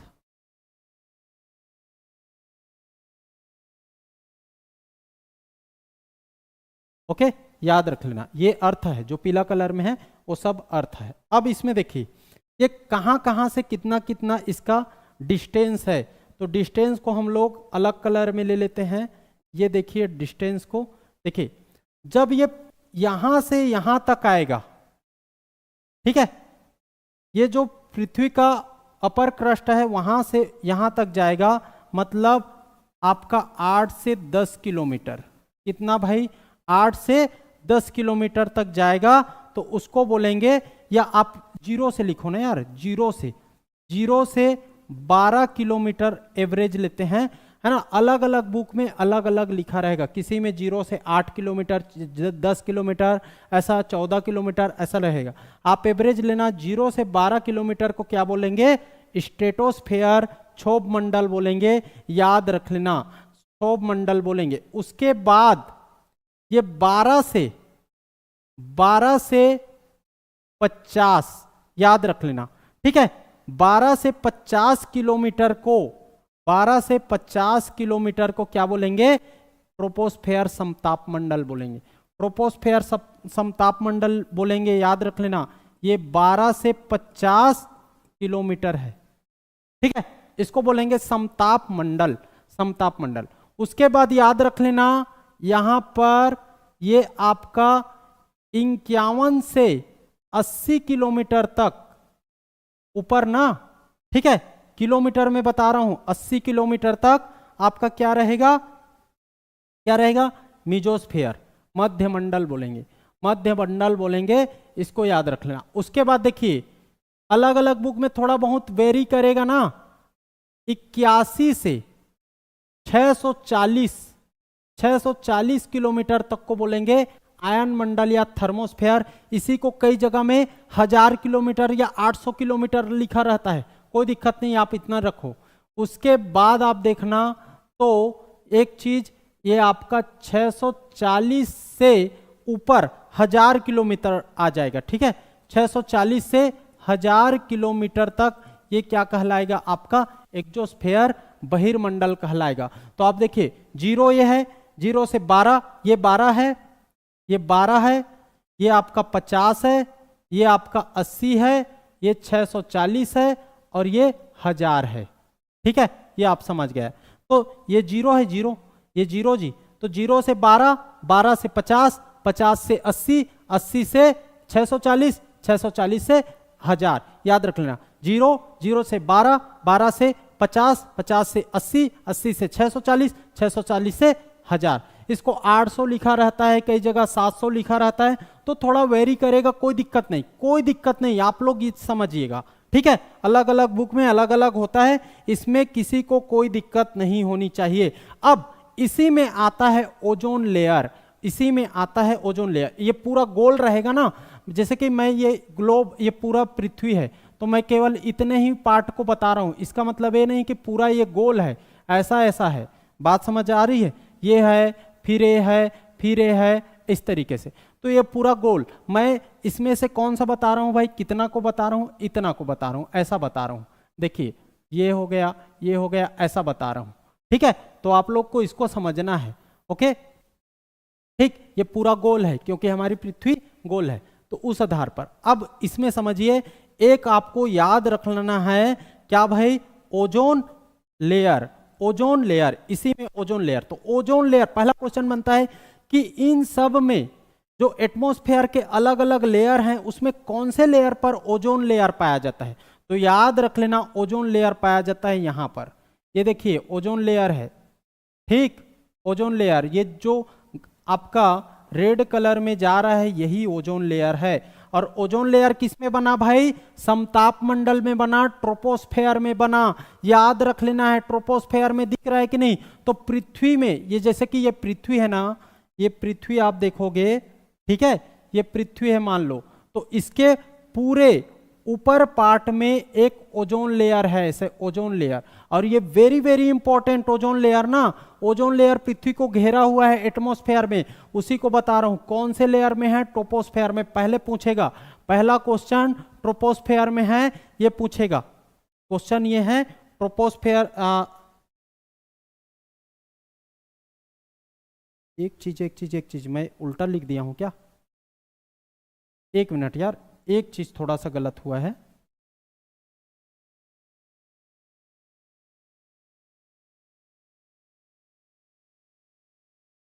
इसको थोड़ा सुधार लेना, ठीक है।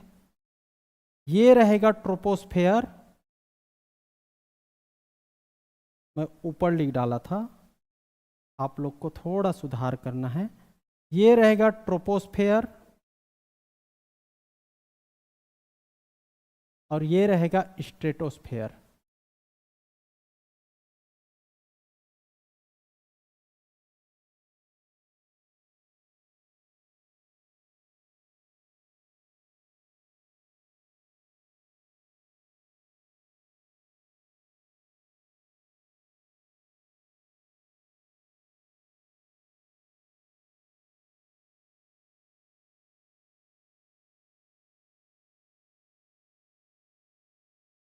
ये लिखते लिखते हुआ है, ठीक है, लिखते लिखते थोड़ा सा ऊपर नीचे लिख डाला था, कोई दिक्कत नहीं है, इतना आप लोग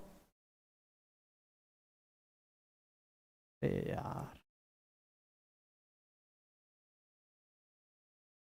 ये याद रख लेना। नीचे रहेगा ट्रोपोस्फेयर, ऊपर रहेगा स्ट्रेटोस्फेयर। इसका ट्रिक कैसा है, तो याद रख लेना, यहां पर भी लिख डाला हूं, ट्रोपोस्फेयर फिर स्ट्रेटोस्फेयर, ठीक है, याद रख लेना। इसमें क्या होता है, एस के बाद टी आता है ना, तो इसका जस्ट उल्टा रहता है, इसका जस्ट उल्टा। एस के बाद टी रहता है ना हमारे ABCDEFG में, तो इसका जस्ट उल्टा रहता है, इसको याद रख लेना। टी पहले आएगा फिर एस आएगा। यहाँ पर थोड़ा सा मिस्टेक हुआ था, उसको सुधार दिया हूँ, आप लोग कर लेना, ओके। क्या लिख रहे हो भाई? सर जी क्लास का टाइमिंग क्या है? अच्छा मजाक कर दे हो।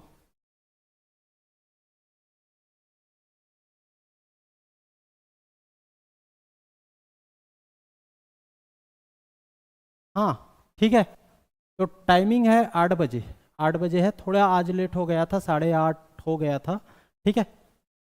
चलो तो अब सुधार लिए, ये उल्टा लिख डाला था, वो गलती से फ्लो में हो गया था।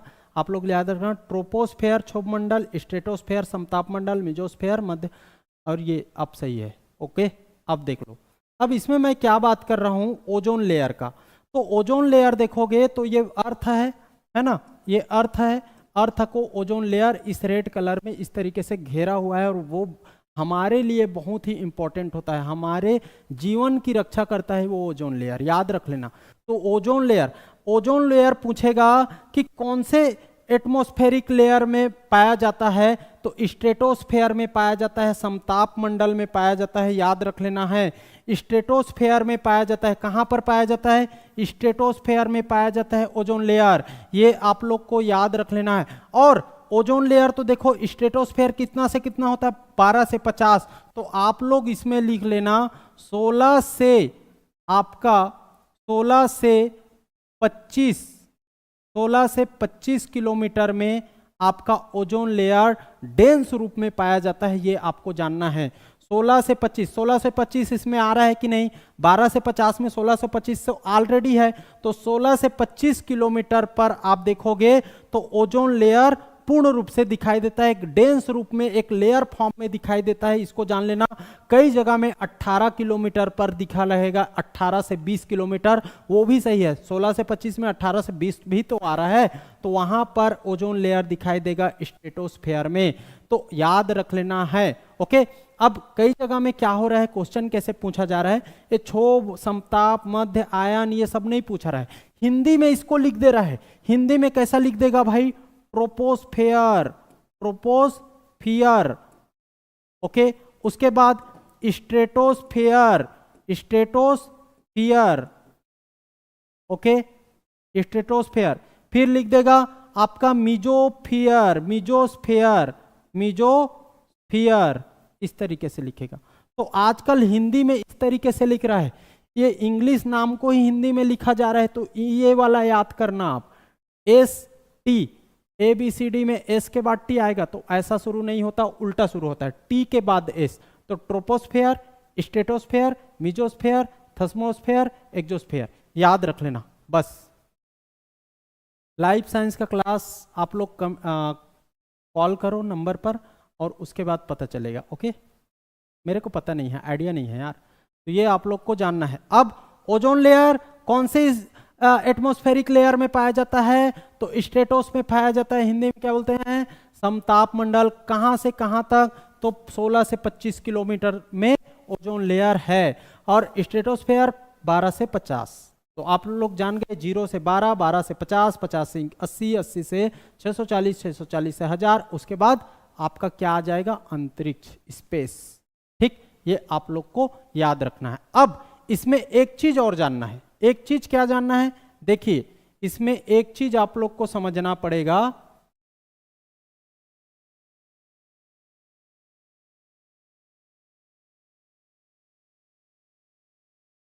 ठीक है?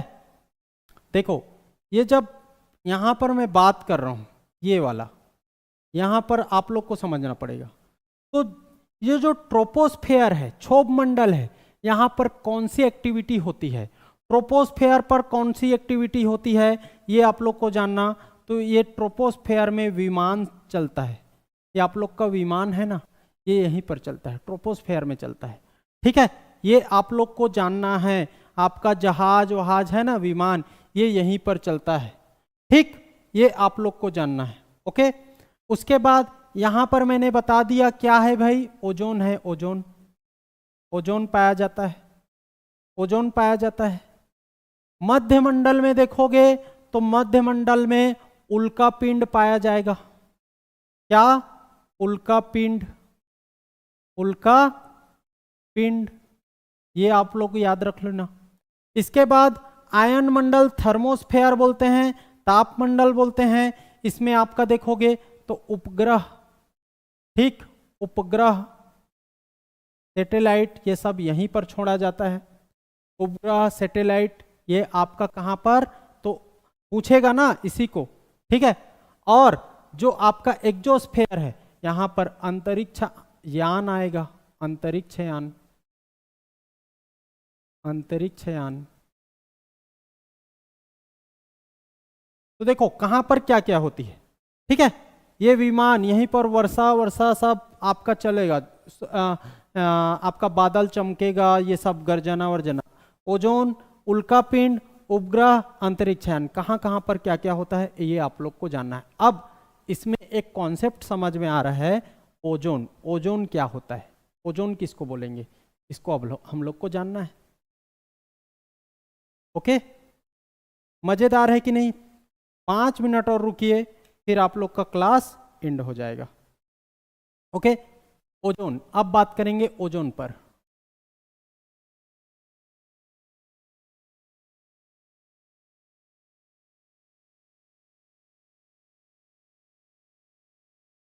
ठीक, ओजोन कभी कभी फार्मूला भी पूछ देता है इसका।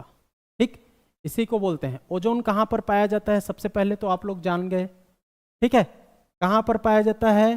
तो एटमॉस्फेरिक लेयर में, एटमॉस्फेरिक मतलब वातावरण की परतों में, एटमॉस्फेरिक लेयर में।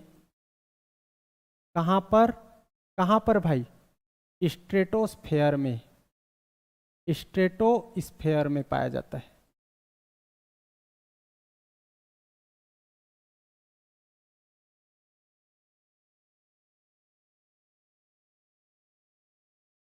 ठीक, स्ट्रेटोस्फेयर में भी कितना से कितना? तो 16 से 25 किलोमीटर के बीच में, 16 से 25 किलोमीटर के बीच में स्ट्रेटोस्फेयर में। स्ट्रेटोस्फेयर को हिंदी में क्या कहते हैं? समताप मंडल।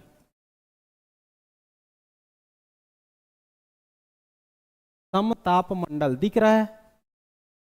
दिख रहा है कि नहीं? ये लिख लीजिए। अब इसको थोड़ा सा मैं कलर चेंज कर देता हूं। समताप मंडल, ये आप लोग को जानना है। कब? 16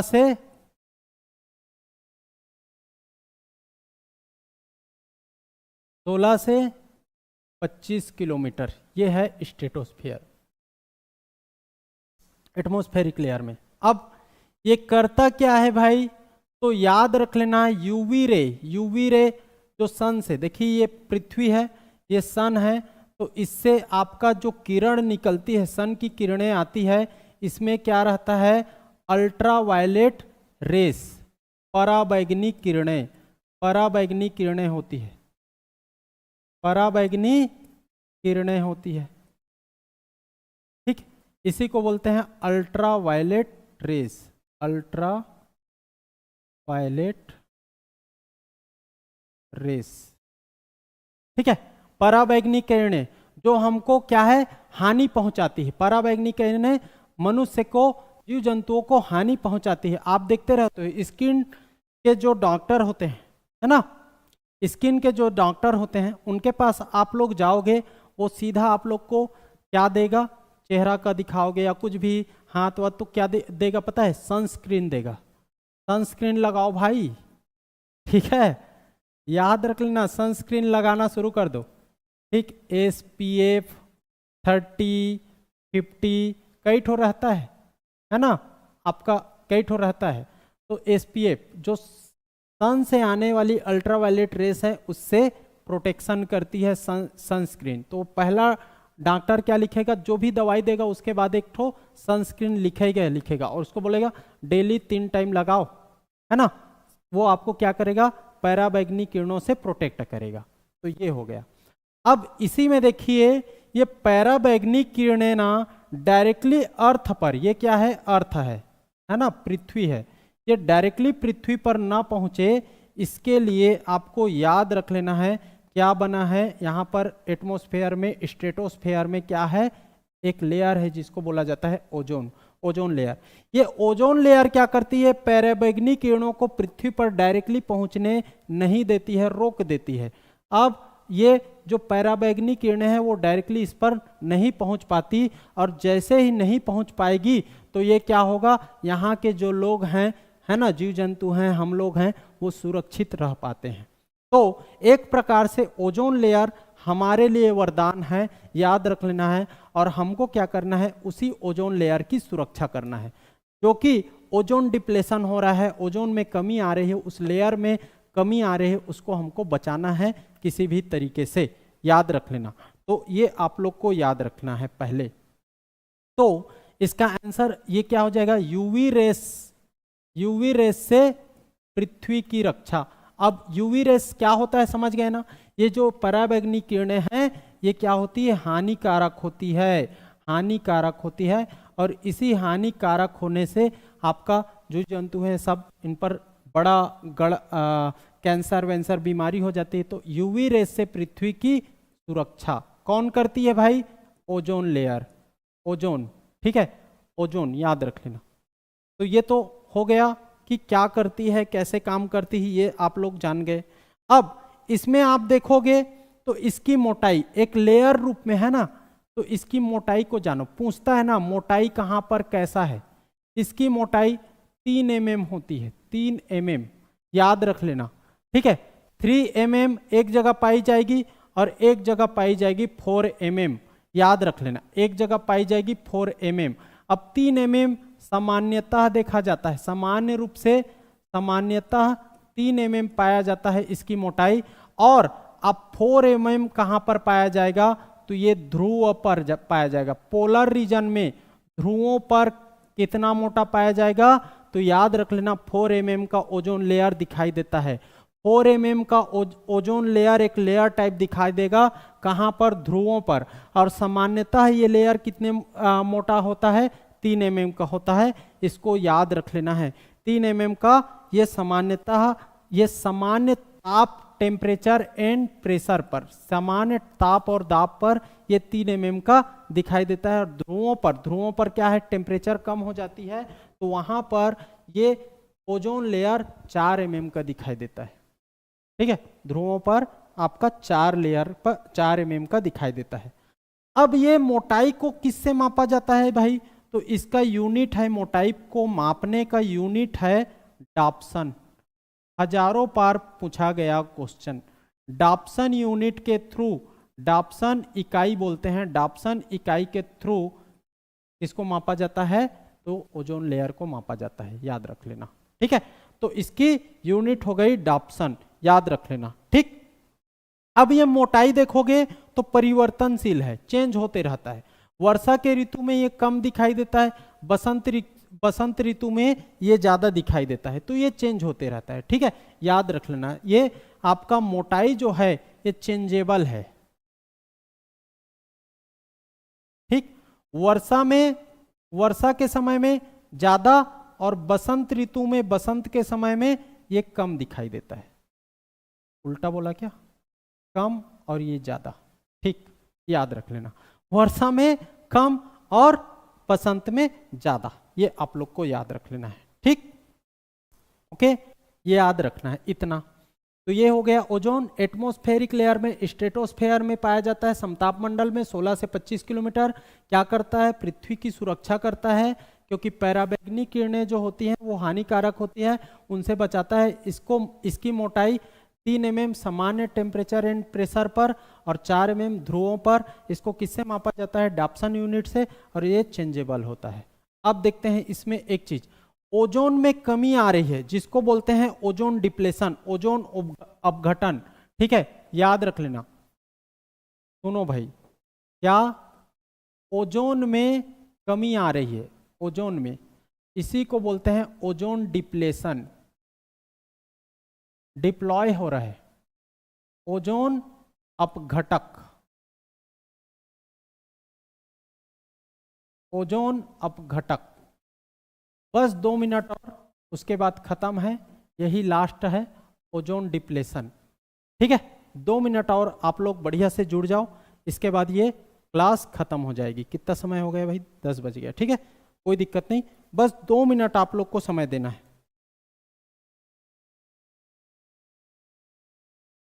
ठीक।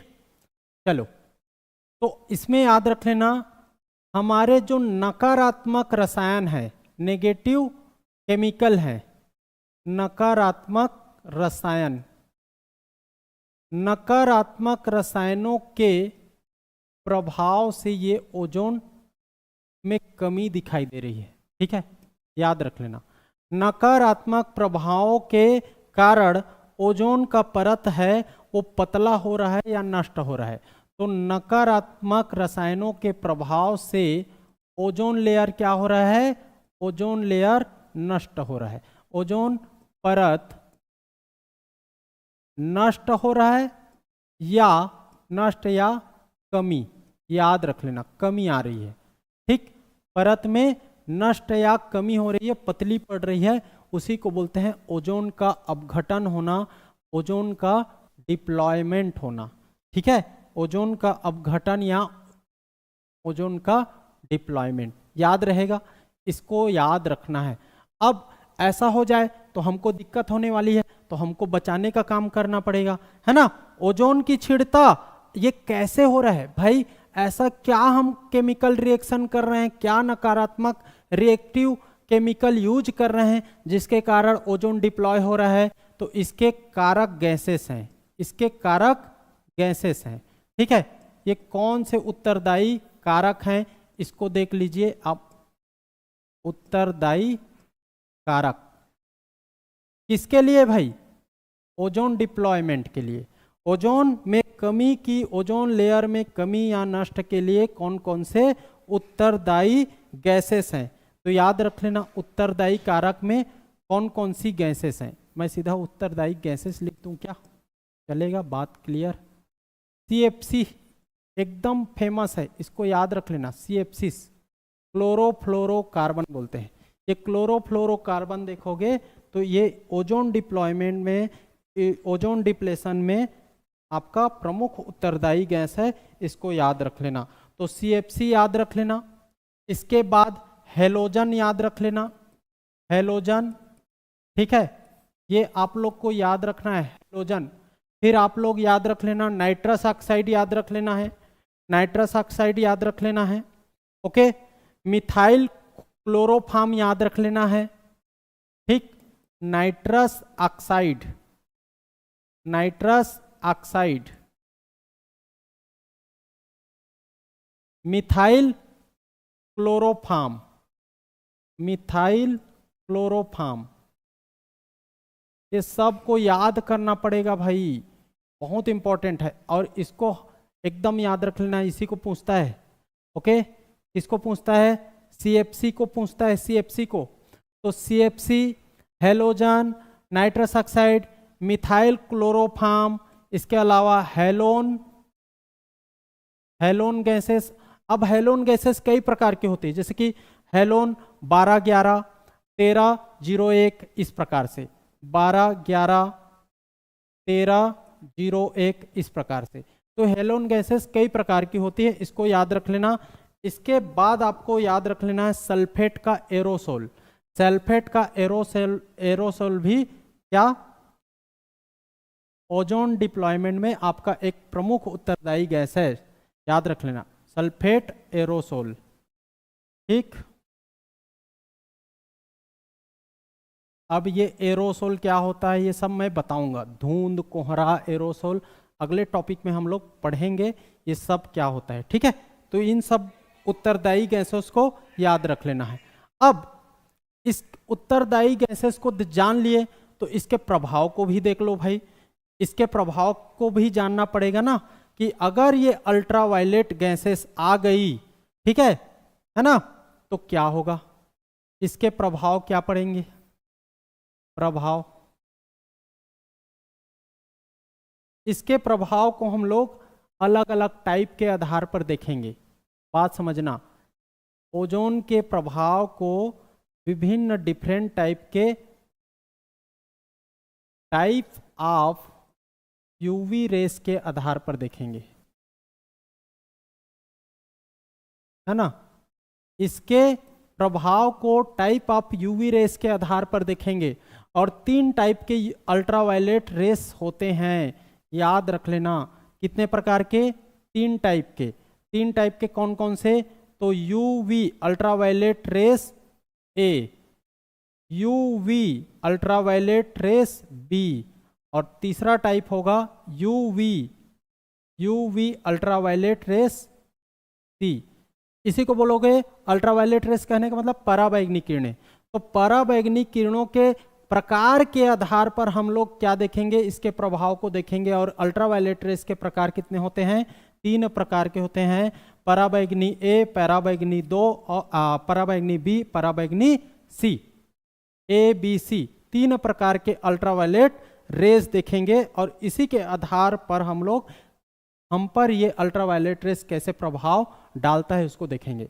मान लीजिए ये पराबैंगनी किरणें पृथ्वी पर आ गई, या बी प्रकार की पराबैंगनी किरणें पृथ्वी पर आ गई, या सी प्रकार की पराबैंगनी किरणें पृथ्वी पर आ गई तो हमको कैसे ये प्रभावित करेगा, कैसे हमको हानि पहुंचाएगा, इसको आप लोग को जानना पड़ेगा। ठीक है, अब इन तीनों में याद रख लेना, इन तीनों प्रकार में कौन सी प्रकार की पराबैंगनी किरणें पृथ्वी पर आती है।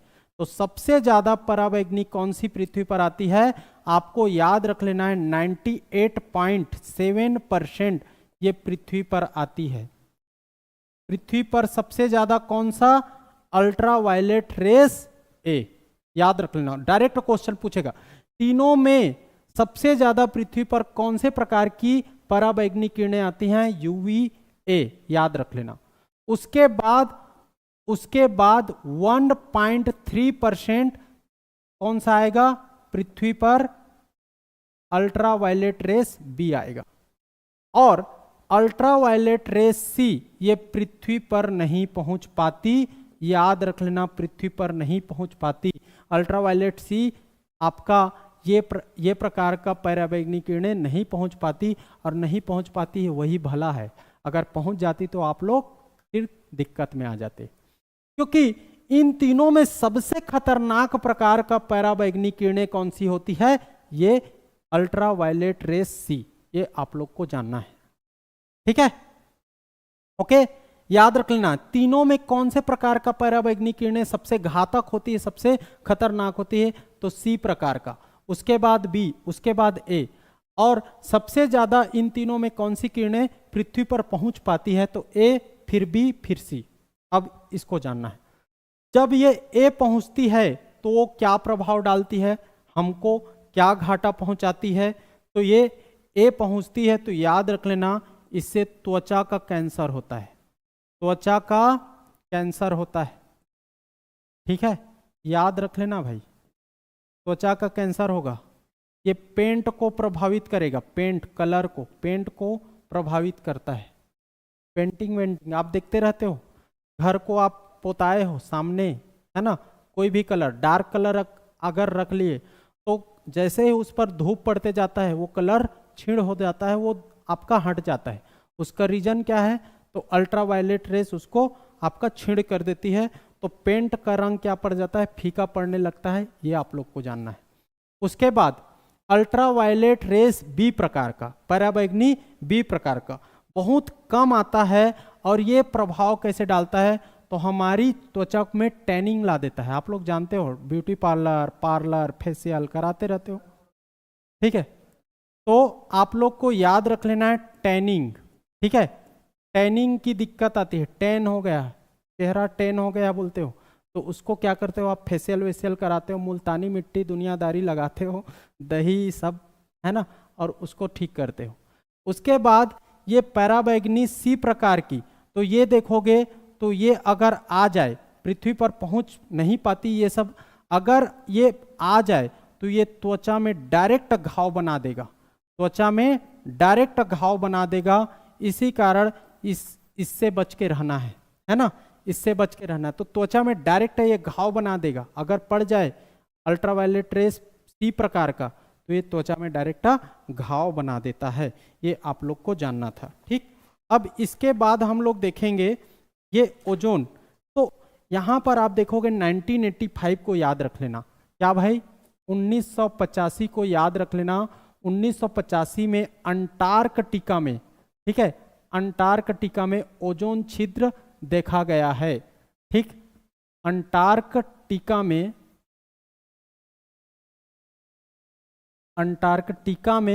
ओजोन छिद्र देखा गया है, याद रख लेना।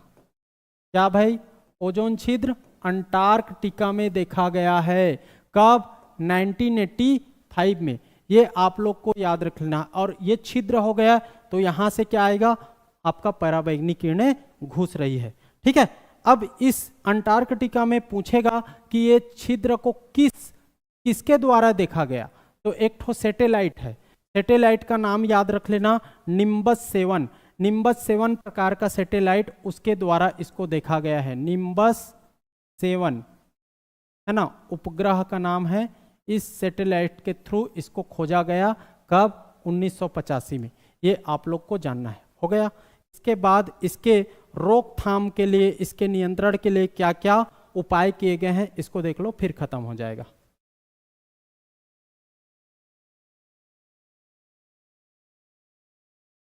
ओजोन संरक्षण के लिए उपाय, ओजोन संरक्षण के लिए उपाय।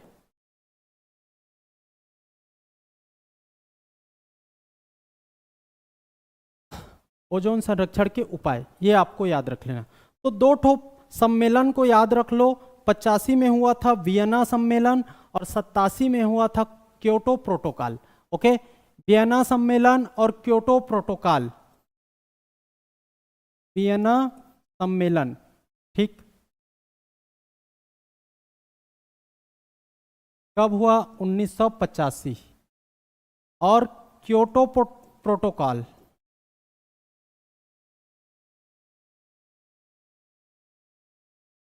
1987, याद रख लेना। क्योटो प्रोटोकॉल 1987, वियना सम्मेलन 1985। वियना कहाँ है भाई, कौन से देश में पड़ता है? तो वियना है ऑस्ट्रिया, ऑस्ट्रिया में है, याद रख लेना, ठीक। और क्योटो कहाँ पड़ता है? तो क्योटो है कनाडा, याद रख लेना, ठीक है। क्योटो कनाडा, क्योटो कनाडा, और ऑस्ट्रिया में आप देखोगे तो वियना, ठीक है। तो वियना सम्मेलन 85 में हुआ, क्या उद्देश्य था?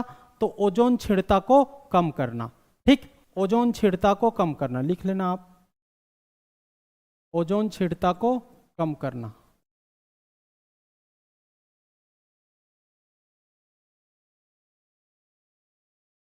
ओजोन क्षीणता में कमी आना। और क्योटो प्रोटोकॉल, क्योटो प्रोटोकॉल देखोगे तो जो ओजोन के क्षीणता के लिए उत्तरदायी गैसेस हैं उनका कम करना, जैसे कि उत्तरदायी गैसेस को कम करना,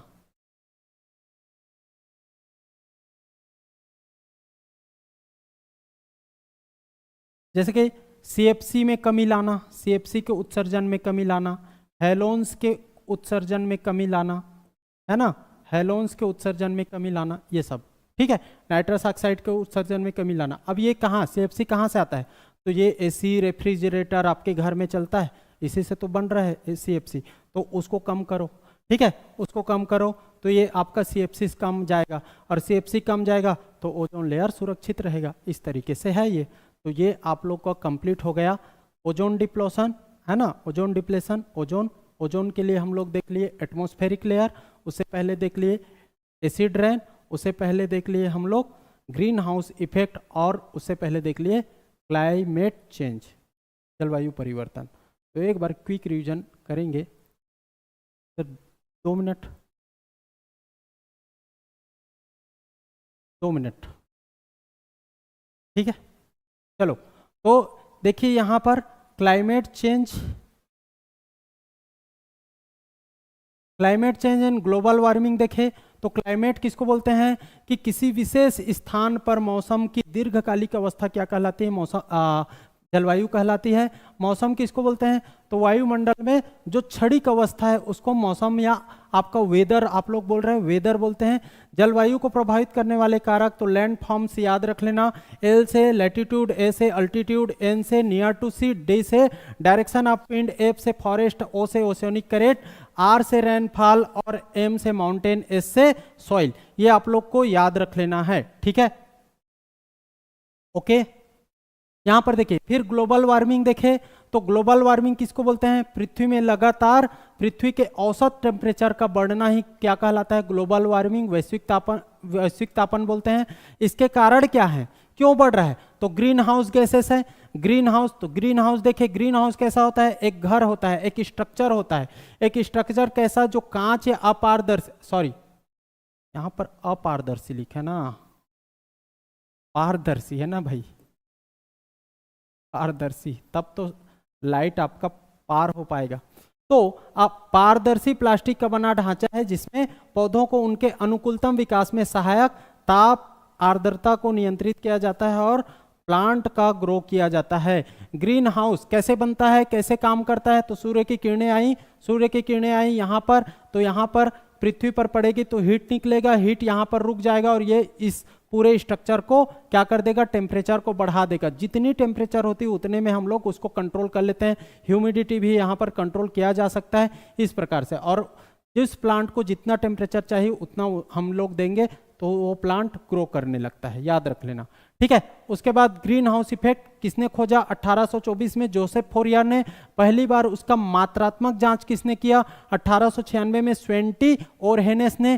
कैसे काम करती है, तो सूर्य की किरणें पृथ्वी पर आएगी, पृथ्वी से हीट निकलेगा, हीट को एटमॉस्फेयर में उपस्थित गैसेस एब्जॉर्ब कर लेगी और वायुमंडल का टेम्परेचर बढ़ जाएगा, उसी को बोलेंगे ग्रीन हाउस इफेक्ट। देख लीजिएगा, तो ग्रीन हाउस इफेक्ट के लिए कौन कौन सी गैसेस हैं, वाटर वेपर, जल वाष्प सबसे ज्यादा यही प्रभाव डालता है, फिर CO2 है, फिर CH4 है। CH4 में CO2 से ज्यादा आपका क्षमता होता है एब्जॉर्ब का, क्या किसी भी ग्रीन हाउस गैसेस का या आपका हीट को एब्जॉर्ब करने के लिए, और जैसे ही एब्जॉर्ब करता है इसी कारण देख रहे हो कि प्रति वर्ष 1% की इसमें टेम्परेचर में वृद्धि दिखाई देती है। नाइट्रस ऑक्साइड हास्य गैस, ये भी आपका एक प्रकार से क्या है, ये हीट को एब्जॉर्ब करने की क्षमता रखने वाली गैसेस है। फ्लोरिनेटेड गैसेस जिसमें PFC, HFC, SF6 ये सब शामिल हैं। उसके बाद एसिड रेन, एसिड रेन की खोज रॉबर्ट एंगस स्मिथ, याद रख लेना। उत्तरदायी गैस SO2, NO2, N2O, याद रख लेना। इसका pH मान कितना होता है, 5.6 से कम, ओके। उसके बाद ये कैसे बनती है, तो जीवाश्म ईंधन फॉसिल फ्यूल बोलते हैं, उसको हम लोग जलाते हैं तो उससे निकलता है SO2 NO2। SO2 NO2 जो हमारे एटमॉस्फेयर में उपस्थित जो वाटर वेपर है उसके H2 से रिएक्ट करके HNO3 बना लेता है और H2SO4 बना लेता है, और ये कहलाता है अम्ल वर्षा, क्योंकि वर्षा के रूप में ये नीचे आती है, ठीक है। अब इसके प्रभाव क्या है, तो सॉइल में उर्वरता कम कर देगा, फॉरेस्ट में उसके पत्तियों, उसके फूलों को प्रभावित करेगा, इमारत में संगमरमर की इमारत है तो खासकर उसको आपका पीला कर देगा, ठीक है। ताजमहल हमारा इसी से प्रभावित हो रहा है, याद रख लेना। जलीय जीव में जाएगा तो उसकी pH मान को कम कर देगा, अम्लता में वृद्धि कर देगी और जलीय जीव मरने लगेंगे, ये आप लोग को याद रख लें। अम्ल वर्षा से प्रभावित सबसे ज्यादा देश कौन है, सबसे बड़ा देश कौन सा है, तो नॉर्वे और कनाडा। उसके बाद हम लोग देखें एटमॉस्फेरिक लेयर, वातावरण की परतें, तो याद रख लेना ये आपका 5 परत इसमें बताया गया, क्षोभ मंडल, समताप मंडल, मध्य मंडल, आयन मंडल और बहिर्मंडल। हिंदी में पूछे तो इसी को इंग्लिश में या हिंदी में इसी को लिख देता है ट्रोपोस्फेयर, फिर स्ट्रेटोस्फेयर, मिजोस्फेयर, थर्मोस्फेयर। थर्मोस्फेयर को ही आयनोस्फेयर बोलते हैं, और एक्सोस्फेयर, याद रख लेना।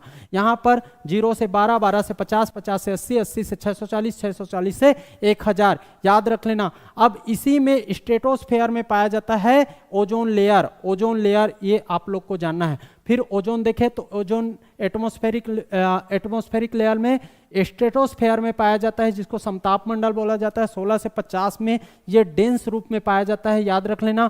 यूवी रेस से बचाता है, यूवी रेस से बचाता है। इसकी मोटाई को डॉप्सन से मापा जाता है, डॉप्सन यूनिट, और 3 mm सामान्य टेम्परेचर और प्रेशर पर, 4 mm ध्रुवों पर पाया जाता है। तो क्वेश्चन बनता है कि ओजोन लेयर की मोटाई ध्रुवों पर कितने mm की होते हैं, 2 mm, 3 mm, 4 mm, 5 mm। Answer रहेगा 4 mm ध्रुवों पर। समान टेम्परेचर और प्रेशर पर कितना होगा, 3 mm। डॉप्सन यूनिट से मापा जाता है, याद रख लेना है भाई, ठीक है।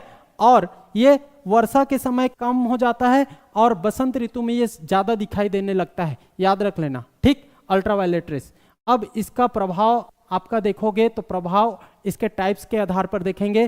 3 टाइप के होते हैं, UVA है ना, ये सबसे ज्यादा पृथ्वी पर पहुंच पाता है, UVB उससे कम, बहुत कम, और UVC नहीं पहुंच पाता भाई। UVC पहुंचेगा तो सीधा फोड़ा फुंसी घाव हो जाएगा, दिक्कत करेगा, और ना पहुंचे तो ज्यादा अच्छा है, ठीक है। इससे क्या क्या होता है ये बता दिया। इसके बाद आप देख लीजिए 1985, याद रख लेना। अंटार्कटिका में ओजोन छिद्र कौन से सैटेलाइट के थ्रू, निम्बस 7 पूछेगा। ओजोन संरक्षण के उपाय, तो वियना सम्मेलन और क्योटो प्रोटोकॉल। आप लोग को कैसे लगा बताइएगा, ठीक है। मजेदार लगा हो तो लाइक कर देना भाई, शेयर भी करना है और बताना है आप लोग को कैसा लगा, मजेदार लगा कि नहीं, याद हुआ कि नहीं। पूरा नोट्स बनाना है। फिर मिलेंगे नेक्स्ट किसी टॉपिक पर, इंपॉर्टेंट टॉपिक पर, EVS का, इन्वायरमेंटल साइंस का, ठीक। Thank you.